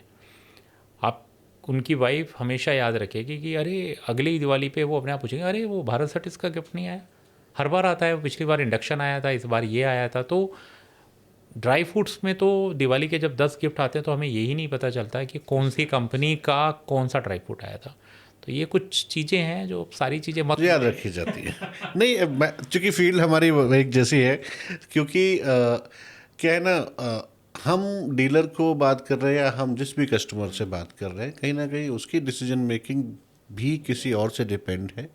और हमारे मार्केटिंग में बहुत अच्छी कहावत है कि हम बेचते नहीं हैं किसी प्रोडक्ट को, हम बस बेचने के लिए राह बनाते हैं, प्रोडक्ट अपने आप बन जाता है ना। तो अगर बार बार उसके दिमाग में कहीं से कंपनी का नाम सुन रहा है, या फार्मर भी है या डीलर भी है, तो कहीं ना कहीं जब वो काउंटर पे खड़ा होगा ना तो एक डिक्लाइन होगा उस प्रोडक्ट की तरफ जिसके बारे में उसने बहुत बार सुन रखा है। पॉजिटिव इम्पैक्ट, क्योंकि कोई भी मार्केटिंग वाला बेचता नहीं है, रास्ता बनाता है बेचने के लिए।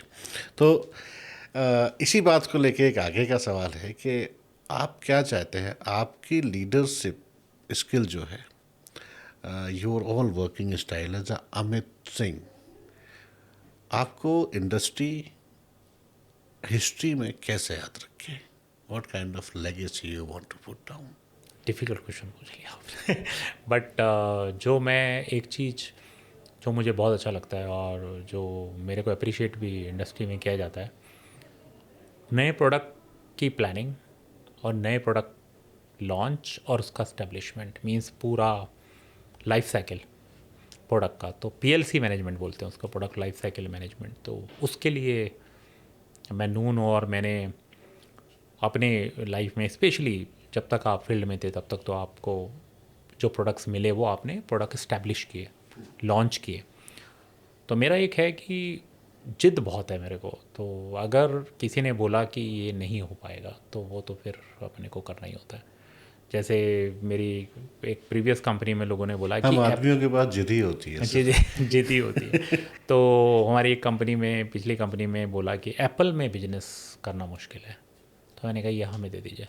तो मैं हिमाचल और कश्मीर डुअल पोस्टिंग से मैंने एप्पल बिजनेस इस्टेब्लिश किया और बहुत अच्छा इस्टेब्लिश किया। उससे फिर एक बड़ा अमित भाई, मैं आपको एक बड़ा वाकया करना चाहूँगा जिस इसी क्वेश्चन के संदर्भ में।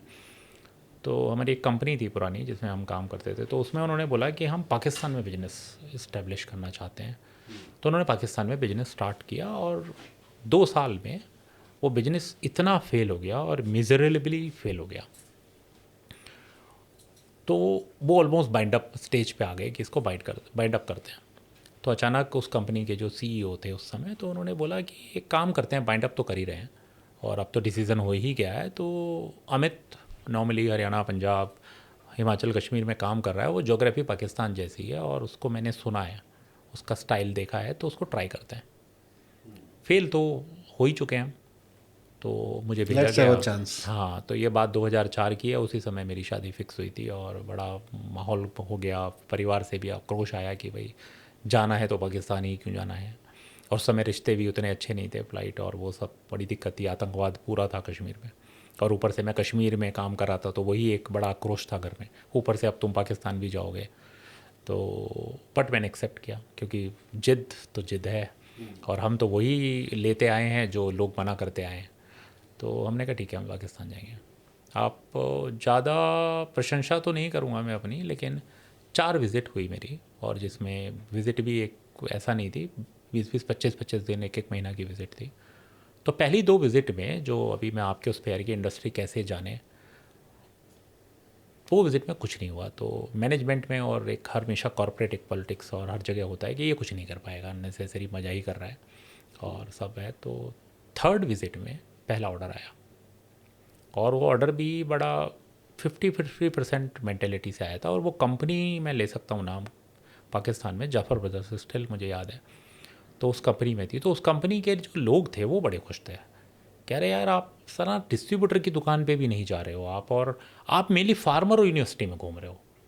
तो जो आपने बोला मार्केटिंग का काम होता है डिमांड क्रिएट करना, तो मैंने कहा हम डीलर डिस्ट्रीब्यूटर तो मुनाफे की बात करेगा कि मेरे को कितने पैसे बच रहे हैं, और वो तो बोलेगा मैं बेच दूंगा, मुझे 5% दे देना, बाकी आप किसान की पर्चियाँ, पाकिस्तान में भी सेम था, किसान भिजवाओ।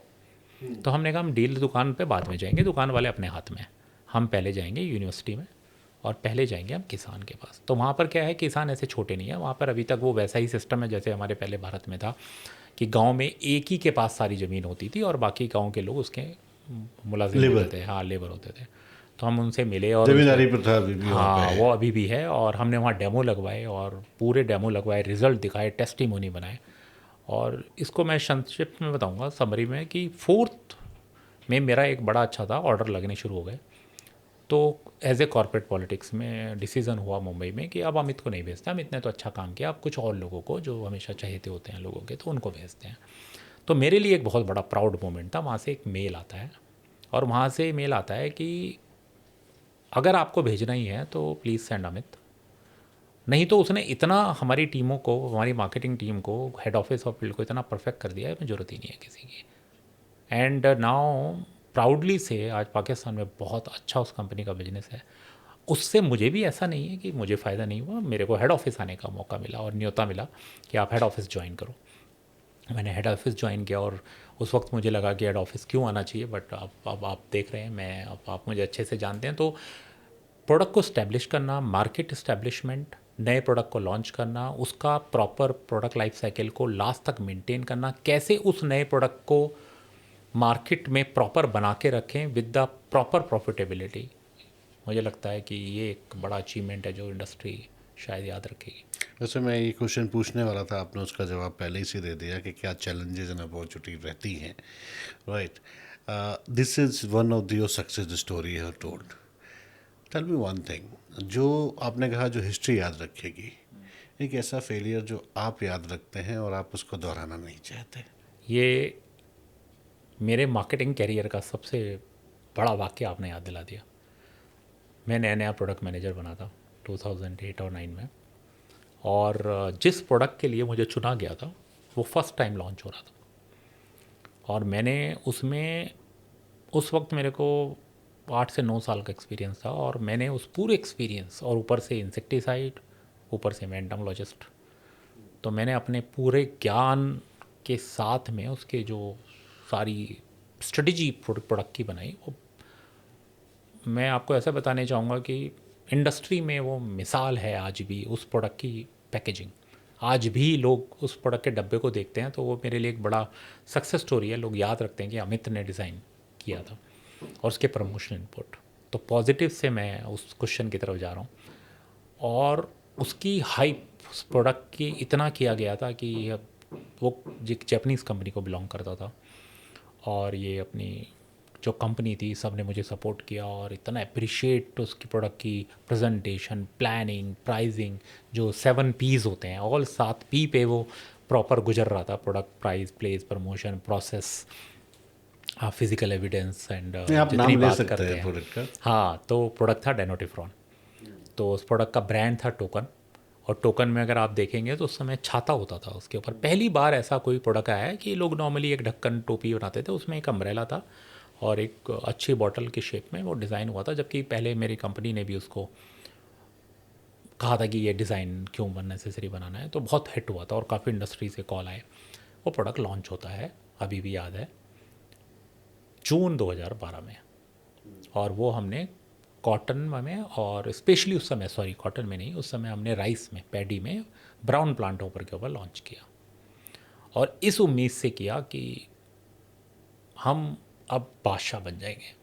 और उस वक्त किसान बेचारा तड़फ रहा था कि बीपीएच के लिए उसे कोई प्रोडक्ट नहीं। उस समय रैलिस का बिप्रोफेजिन, आपको पता होगा, तो बिप्रोफेजिन वॉज ओनली सॉल्यूशन, एंड उससे कोई रिजल्ट आ नहीं रहे थे, और एक बड़ा लंबा चौड़ा, रेसिस्टेंस डेवलप हो चुका हाँ, था 3-4 उससे। साल का एक गैप बन गया था जहाँ पे किसान को कुछ नहीं मिल रहा था, और किसान तड़प रहा था कि क्या मिले। और उस वक्त उसका फार्मर, एक तो फार्मर इतना प्यासा, ऊपर से हमारी हाइप कि ये प्रोडक्ट मार्केट में हम देंगे, इससे तो बेस्ट सॉल्यूशन ही नहीं है।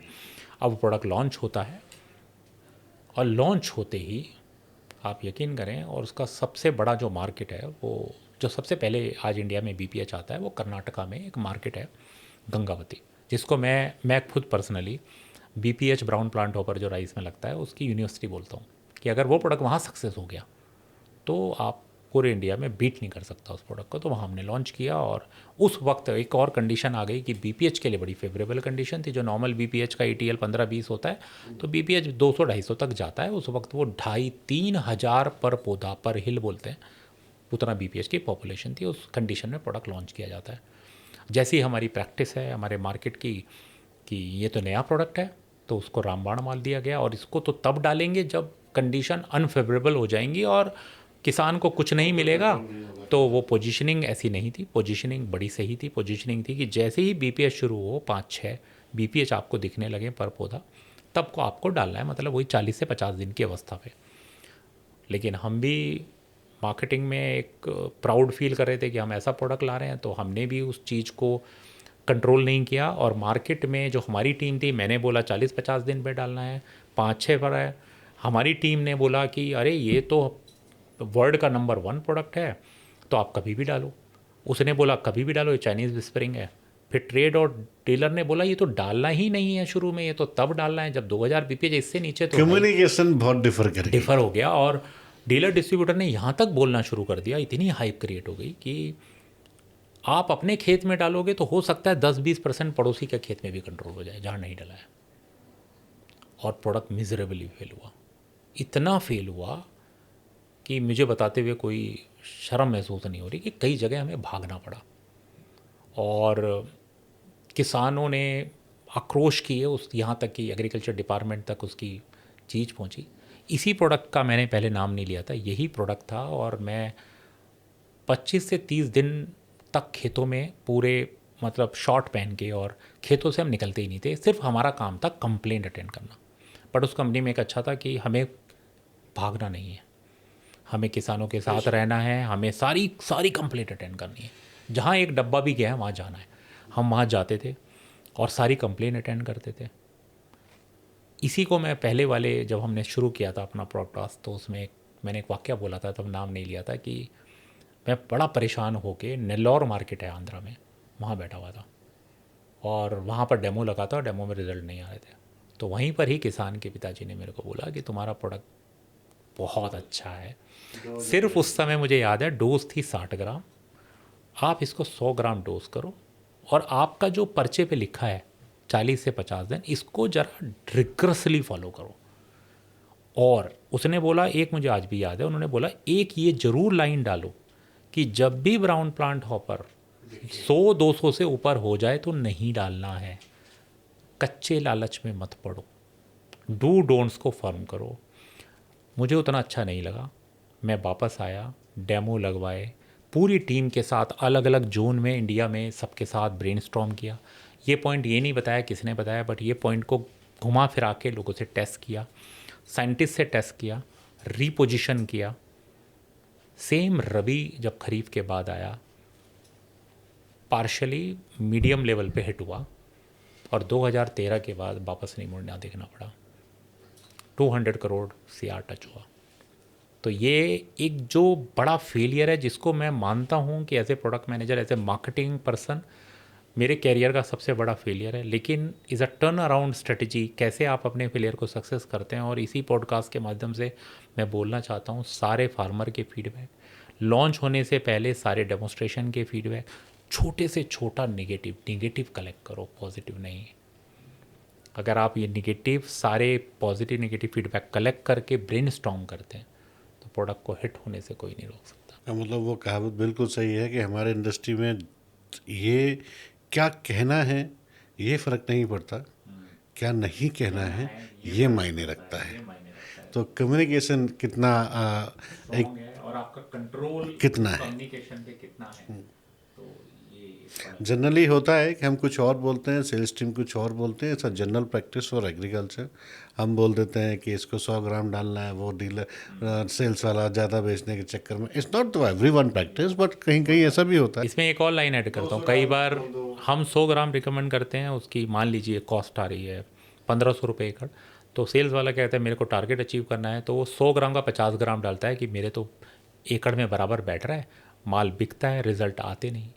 फिर जब आप डायग्नोस करने जाते हो, वो बताता नहीं कि मैंने डोज आधी करवा दी थी। जब आप डायग्नोस करते हैं, तो ये छोटे कच्चा लालच बोलते हैं, इसकी वजह से जो प्रोडक्ट वापस रिवैम्प करने में उसको 2-2, 3-3 साल लग जाते हैं। और कई इतने एग्जाम्पल हैं कि प्रोडक्ट आउट ही हो गया है। ख़त्म हो जाता है। चलिए सर, थोड़ा सा डिफरेंट मूड में चलते हैं, कुछ रैपिड फायर राउंड में जाते हैं। एक एक लाइन या एक एक शब्द का कुछ उसमें क्वेश्चन रहेंगे। सो थोड़ा मज़ा आएगा आपको भी। टी और coffee? T. One insect you find most fascinating as an entomologist? Honey भी। Your favorite MBA college memory? Very short, I want to tell. I am Ahmedabad. So I am Ahmedabad. We were selected for the emerging leader program. सो वहाँ पर वो क्या करते थे कि वो इतना वर्कलोड देते थे आपको, इतने केस स्टडी देते थे। तो एक बार मैंने सोचा चलो बैडमिंटन खेलते हैं, थोड़ा सा प्रेशर है क्लास के एकदम बाद, विदाउट चेंजिंग द क्लोथ। तो मैंने बैडमिंटन खेल रहा था, और बैडमिंटन खेलने के बाद मैंने कंप्लीट अपने असाइनमेंट किए। बट वहाँ पे मुझे पता चला, जो वहाँ के रेजिडेंट स्टूडेंट थे रेगुलर, हम तो एक 6 मंथ के लिए गए थे, तो पता चला कि ये लोग जो प्रोफेसर्स होते हैं ये भी वहीं पर रहते हैं कैंपस में, और ये देखते हैं कि हमने इतना असाइनमेंट नहीं दिया कि ये आदमी कपड़े चेंज नहीं कर सकता, ये बैडमिंटन कैसे खेल रहा है, तो इसका मतलब ये असाइनमेंट नहीं करेगा, ये कैजुअल है। तो जो भी वो लोगों को देखते थे खाने से पहले या कभी भी कैजुअल घूमते हुए या कुछ खेलते हुए, तो उसको पहला प्रेजेंटेशन कराते हैं। तो ये मुझे रात में बताया गया, तो मैंने बड़ा कैजुअली लिया उसको। बट इवन दो हमने अपनी केस स्टडी और असाइनमेंट कंप्लीट किए थे, और जैसे ही मैं अगले दिन क्लासरूम में पहुंचा तो professor started this, very good morning, now do you know the gentleman, we have a one candidate and student, he's a very brilliant, he find out the time to play badminton even though we have given our 10 case studies. So now welcome Mr. Amit Kumar Singh as a first presenter of the case study. So वो वाक्य मुझे याद है, उस दिन के बाद मैंने कभी बैडमिंटन नहीं खेला। तो ये बड़ा अच्छा वाक़या है। तो मैंने उनसे एक क्वेश्चन पूछा कि सर फिर आप ये इतने सारे इंडोर और आउटडोर गेम रखे क्यों हैं? कह रहे ये रखे हैं खेलने के लिए नहीं रखे हैं, हम ये इतना सारा आपको प्रेशर देते हैं आपको परेशान करने के लिए। हम ये चाहते हैं कि कल को हमारे यहाँ से जब लीडर निकले तो वो उतने प्रेशर और उतने टाइम लिमिटेशन में अपना बेस्ट कैसे दे, ये आपको सिखाना है और ये आपको सीखना है। तो I appreciate, I am very positive way I want to. उसके बाद भी अगर आप खेलना चाहते हैं तो खुला है सब। How you could describe the marketing in a one word? Growth engine of the company. An agrochemical product you think change Indian agriculture forever? Bispyribac sodium, वो change the rice herbicide as a post emerging, best post emerging herbicide segment created. One book that influenced you as a leadership style? इस पे मैं rapid fire जैसा answer नहीं देना चाहूँगा। इसमें मैं एक आंसर ये देना चाहूँगा कि I am not a book reader very openly, but I am a newspaper reader very voraciously. मैं न्यूज़पेपर पढ़ता हूँ, मतलब 2-3 बार पढ़ता हूँ। तो मेरी वाइफ नॉर्मली बोलती है कि एग्ज़ाम देना है क्या तुमको कल, तो बट इसमें इसका आंसर मैं ऐसे देना चाहूँगा कि जो मैंने मेरी 25 ईयर्स की जो जर्नी है, और मेरे को बहुत ट्रैवलिंग पसंद है, इंटरेक्शन बहुत पसंद है, तो जो डिफरेंट इंडस्ट्री के लेजेंड्स हैं, लीडर्स हैं, उनसे सीख के मैंने प्रॉपर लीडरशिप सीखी है। तो हर एक से कुछ ना कुछ उसका पॉजिटिव सीखा है। तो this influence me to become a not good leader, great leader. So you have selected the best point. You are choosing the best point for everyone. Okay. Data-driven strategist or the gut feeling strategist? If not in agriculture, which industry? I already told before starting FMCG. One insect that farmer often underestimate but play a massive role in ecosystem. Lady bird beetle, this is a beneficial insect जो किसानों का सबसे अच्छा दोस्त है, और कई बार हम इसको अंडर एस्टिमेट करते ऐसे और कुछ एक दो? Is a whole beetle category. Beetle category में एक डंक बीटल आता है, हनी बीज, ये सब बेनिफिशियल इंसेक्ट्स जो हमारे बग और बीटल्स काफ़ी सारे हैं जो बड़े सारे फार्मर्स को बेनिफिट करते हैं। The biggest myth about MBA grade you want to boast? MBA का एक मिथ है, या किसी भी टेक्निकल डिग्री का, कि आप MBA करने के बाद में you will become a manager, you will become a CEO। ऐसा एक मिथ मैंने, एक ग्लास का केबिन होगा, उसमें बड़ी सी चेयर होगी। तो MBA के बाद मुझे ऐसा लगता है कि ये एक बड़ा अच्छा क्वेश्चन है कि MBA करने के बाद में अगर आप आज के युवा और जो बच्चे पढ़ रहे हैं उनको पूछोगे, तो एक तो वो MBA के 2 साल में हमेशा ही टाई और ब्लेज़र पहन के रखते हैं, तो उनको लगता है अब यहाँ से हम एकदम एयर कंडीशन कॉर्पोरेट हाउस में जाके और डायरेक्टली आपको मैनेजर बना दिया जाएगा। And that's the connect the practical and the theory. तो ये कॉलेज को बड़ा वो करना चाहिए कि आप ग्राउंड लेवल से शुरू करेंगे। तो MBA will give you the environment, theoretical knowledge, but practical आप फील्ड में सीखते हैं। और जो आदमी इस प्रैक्टिकल को जीरो से सीखता है और स्टेप टू स्टेप चढ़ता है, वो रियल मैनेजर और CEO बनता है। वही हम लोग जब बिफोर पॉडकास्ट एक बात कर रहे थे कि एंटमोलॉजी या कोई भी टेक्निकल MSc पोस्ट ग्रेजुएशन करने के बाद में और MBA करने के बाद में अगर आपको ऐसा लगता है कि आप टेक्नो कमर्शियल बहुत बड़े आदमी बन जाएंगे, ऐसा नहीं होता है। आपको ग्राउंड रियलिटी पे फार्मर के साथ शॉर्ट टी-शर्ट पहन के काम करना पड़ता है, और वहाँ से आपको MBA साइड में रखना पड़ता है, वहाँ से प्रोडक्ट लर्न करना पड़ता है, प्रोडक्ट के बारे में सोचना पड़ता है, फिर आप अपनी MBA की स्किल और अपनी टेक्निकल की स्किल लगाते हैं, फिर आप प्रोडक्ट को डिज़ाइन करते हैं, तब आप रियल मार्केटिंग पर्सन बनते हैं, और उसके बाद आप मैनेजर और CEO बनते हैं। मैं अपने ऑडियंस में जो भी स्टूडेंट हैं उनसे एक बात ज़रूर कहना चाहूँगा, बहुत ही क्रिस्प जो अमित जी ने बोली है कि CEO मटेरियल जो होता है ना, वो डिग्री से नहीं निकलता, पसीने से निकलता है।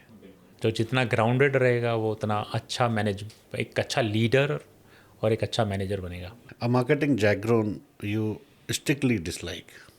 Boil the ocean is a I don't like this. Boil the ocean means ये तो मुझे क्लाइमेट चेंज का कुछ लगता है. हाँ, बॉयल द ओशिन ऐसा बहुत अनरियलिस्टिक सा कुछ करना, तो वो मुझे बहुत सारे जार्गन हैं जो I love this like strategies and आपका लो हैंगिंग फ्रूट्स, ऐसे बहुत सारे जार्गन आते हैं, तो this I love it, but ये मुझे थोड़ा डिसलाइक लगता है. Okay, if you wanted to explain the etymology in 10-year-old any of the person. Kid और ऐसा, Yeah. The best way to explain the butterfly and moth. So butterfly colourful होती है और मॉथ आपने देखा होगा ब्राउन कलर की होती है, और वो मॉथ जो होती है नॉर्मली नाइट में एक्टिव होती है और बटरफ्लाई दिन में एक्टिव होती है. तो ये एक्सप्लेन करना, और ये बड़ा इंटरेस्टिंग सा होता है. मैंने अभी जस्ट कोइंसिडेंटली 3 या 4 महीना पहले अपने बेटे को एक्सप्लेन किया था कि वो हमारे घर में एक बार लाइट पे मौत आ गया था बारिश में, तो वो मेरे से पूछा था पापा ये क्या है. मैंने कहा ये भी बटरफ्लाई है बेटा, ये रात वाली बटरफ्लाई है. तो भाई बोलते हैं कि तुम्हारा एटामोलॉजी शुरू हो गया. मैंने कहा, नहीं ये रियलिटी है. तो उसके पंख ऐसे होते हैं, ये ऐसे करती है बटरफ्लाई, रस चूसती है, हमारे लिए बेनिफिशियल है, पॉलिनेशन को बढ़ाती है. तो ये बट मौत एग लेइंग करती है और उससे हम दवाइयाँ बेचते हैं. तो ये एक बड़ा इजी वे होगा I think. Your favorite place to travel for a work or any of the Japan. Japan. ये सही है, जापान में नालियों में भी बड़ी मछलियाँ होती हैं. जापान एक ऐसा कंट्री है, मैं आपको बताना चाहूँगा कि हर एक को विज़िट करना चाहिए, स्पेशली इंडियंस को. अब ये थोड़ा कटाक्ष हो सकता है, कंट्रोवर्शियल हो सकता है, बट जापान ऐसा है कि आपको ट्रैवल करने में ही सीखने को मिलेगा. आप देखें कि जैसे मैं अभी ऑफिस एरो सिटी में द्वारका में, तो मैं नॉर्मली मेट्रो से जाता हूँ, तो एस्केलेटर्स पे अगर आप खड़े हैं तो लोग किधर भी खड़े होते हैं जिग जैग में. अगर आपको थोड़ा जाना है तो कोई रास्ता नहीं देता है. जापान में अगर आप एस्केलेटर पे खड़े हैं, सब लोग लेफ़्ट में खड़े होंगे अगर जिनको नहीं चलना है, और जिसको जाना है वो राइट से जा सकता है. राइट पूरा खाली होगा, नंबर 1. जापान में अगर आप रोड क्रॉस कर रहे हैं और इत्तेफाक से आप रेड लाइट है तो इज़ ओके, बट गलती से एज ए इंडियन हमने ध्यान नहीं दिया और हम ग्रीन लाइट नहीं है, रेड लाइट पे क्रॉस कर रहे हैं पेडेस्ट्रियल के लिए जो है, तो वो गाड़ी अराउंड 50 मीटर्स पहले रोक के आपको बहुत अच्छा गेस्चर देगा, प्लीज़. हमारे यहाँ पे लोग गाली देके जाते हैं इवन दो वो हमारा ग्रीन लाइट जला है पार करने के लिए, और कोई गाड़ी रोकता नहीं है. तो ऐसे मैं आपको रैपिड फायर है, नहीं तो मैं आपको 25-30 एग्जाम्पल दे सकता हूँ why we should go Japan and why we should love Japan और जापनीज़ पीपल. एक बार गलती से मेरे से एक चिप्स का पैकेट छूट गया था, गिराया नहीं था मैंने, ऑनेस्टली छूट गया, और मैं उसको उठाने के लिए भाग रहा था. तो जब तक वो उड़ रहा था हवा आई, तो इतने में एक लड़की ने उठाया और उसको डस्टबिन में डाला और मेरे को बोला नो वरी थैंक यू. वो लोग अपने कंट्री के प्रति और अपने कंट्री की क्लीननेस के प्रति इतने वो हैं, और प्यार हो जाएगा आपको कंट्री से और कंट्री के लोगों से. तो that's my favourite So we place. should must visit. Yes. Right. Social media or a farm meeting? Where do you see the more impact today? As per agrochemical pharma meeting, because social media is also, but still rate pharma meeting, because pharma meeting you can express your practical two-way communication face to face. And as per me, if I am doing the farm meeting, I am 100%. The 10% farmer, if I convert to go to the dealer shop and ask your product, this is a success. A leadership lesson you learn the hard way. Leader should be very cool or calm, especially the situation if it's not favorable. What's your guilt pleasure after a long work day? It's a secret, but I want to enjoy alone with my favorite drink. Any of the ghazal kind of? Not ghazal. I want to watch any movie or reading newspaper, but I want to be alone. No, that's I also love to do this. Just very dim lights and Ghulam Ali or Jagjit Singh slow ghazals and the favorite drink and the revolving chair. Yes, but here I'm not a much you can say ghazal, but yeah, I want to enjoy my favorite thing. Even if I find my favorite person or friend, that's icing on the cake. But if not, so I want to be alone. Okay, one Bollywood movie or song that always lift your mood. And जब भी met, जब भी met में मेरे को करीना का वो dialogue बड़ा अच्छा लगता है कि मुझे अपने से बहुत प्यार है और मैं मेरे लिए मेरी फेवरेट हूँ। तो जब से वो मैंने मूवी देखी तो मुझे लगा मैं क्यों किसी दूसरे को फेवरेट बोलूँ, मैं मेरा फेवरेट हूँ और मेरे को मेरे पे बहुत प्राउड है और मैं जो भी कर रहा हूँ बेस्ट कर रहा हूँ, तो मैं अमित का फेवरेट हूँ। तो दिस इज़ ये जो चीज़ होती है ना कि मैं मेरा फेवरेट हूँ और मैं मेरे से सबसे ज़्यादा प्यार करता हूँ, तो ये मेरे को जब भी मैं डिमोटिवेट होता हूँ तो मैं नॉर्मली जब भी met I have seen more than maybe 50-60 times. That's nice. 2-3 सवाल और हैं सर जो इसमें नहीं है। If you get the chance to date someone, ये फ्रेंकली सोचा नहीं था कि इसलिए मैं ऐसा लिखता करना नहीं पड़े, तो मैं शायद अगर दोबारा मुझे डेट करने का मौका मिले या प्रपोज करने का, मैं मेरी वाइफ को ही दोबारा प्रपोज और डेट यू ही प्ले करूँगा। Very safer side. Not safer side but I love most because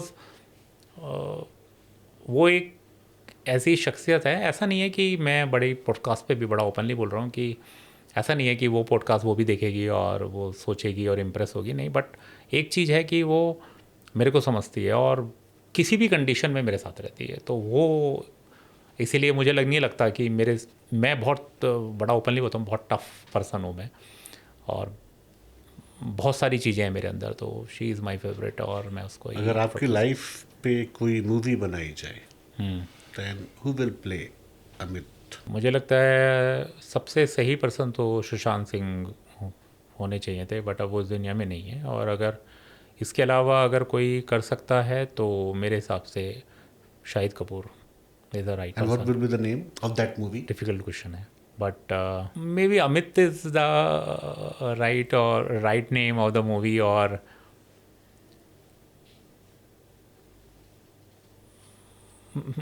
So very what frankly, we can pronounce not Amit but Amit. yeah, Amit, yes, Amit. Then there's Yeah, Amit. Yeah, I cannot say the Amit. I have not done such a great things, but yes, Amit can be. Thank you so much Amit ji. तो आप आज studio में आपने दोनों अमित को ही देखा। एक तरफ अमित सिंह साहब थे जो हमसे बहुत सीनियर हैं, बहुत कुछ सीखता हूँ इनसे। जनरली हमने आज लीडरशिप की बात करी, मैनेजमेंट की बात करी और एक ब्लेंड की बात करी जो मैनेजमेंट और एग्रोकेमिकल इंडस्ट्री का था। एग्रोकेमिकल में बहुत सारी चीज़ें, जो सबसे अच्छी चीज़ जो मुझे हिट करी वो थी कि how we are going to communicate with the farmers.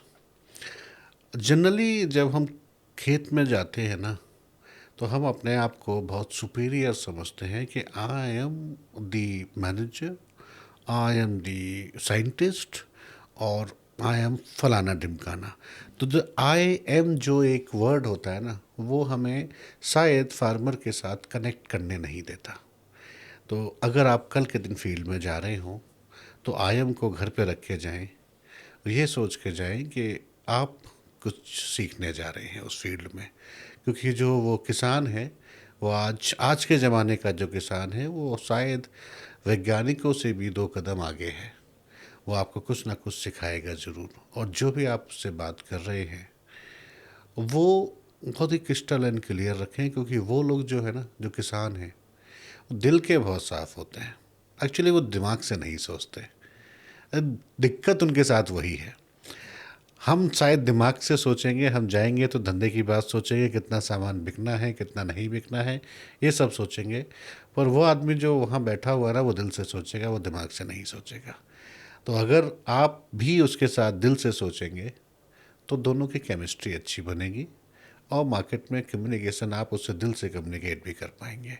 यही एक छोटा सा सार है। अब नेक्स्ट एपिसोड में मिलेंगे एक अगली एक महान शख्सियत के साथ में। तब तक के लिए आपसे विदा लेता हूँ। नमस्कार।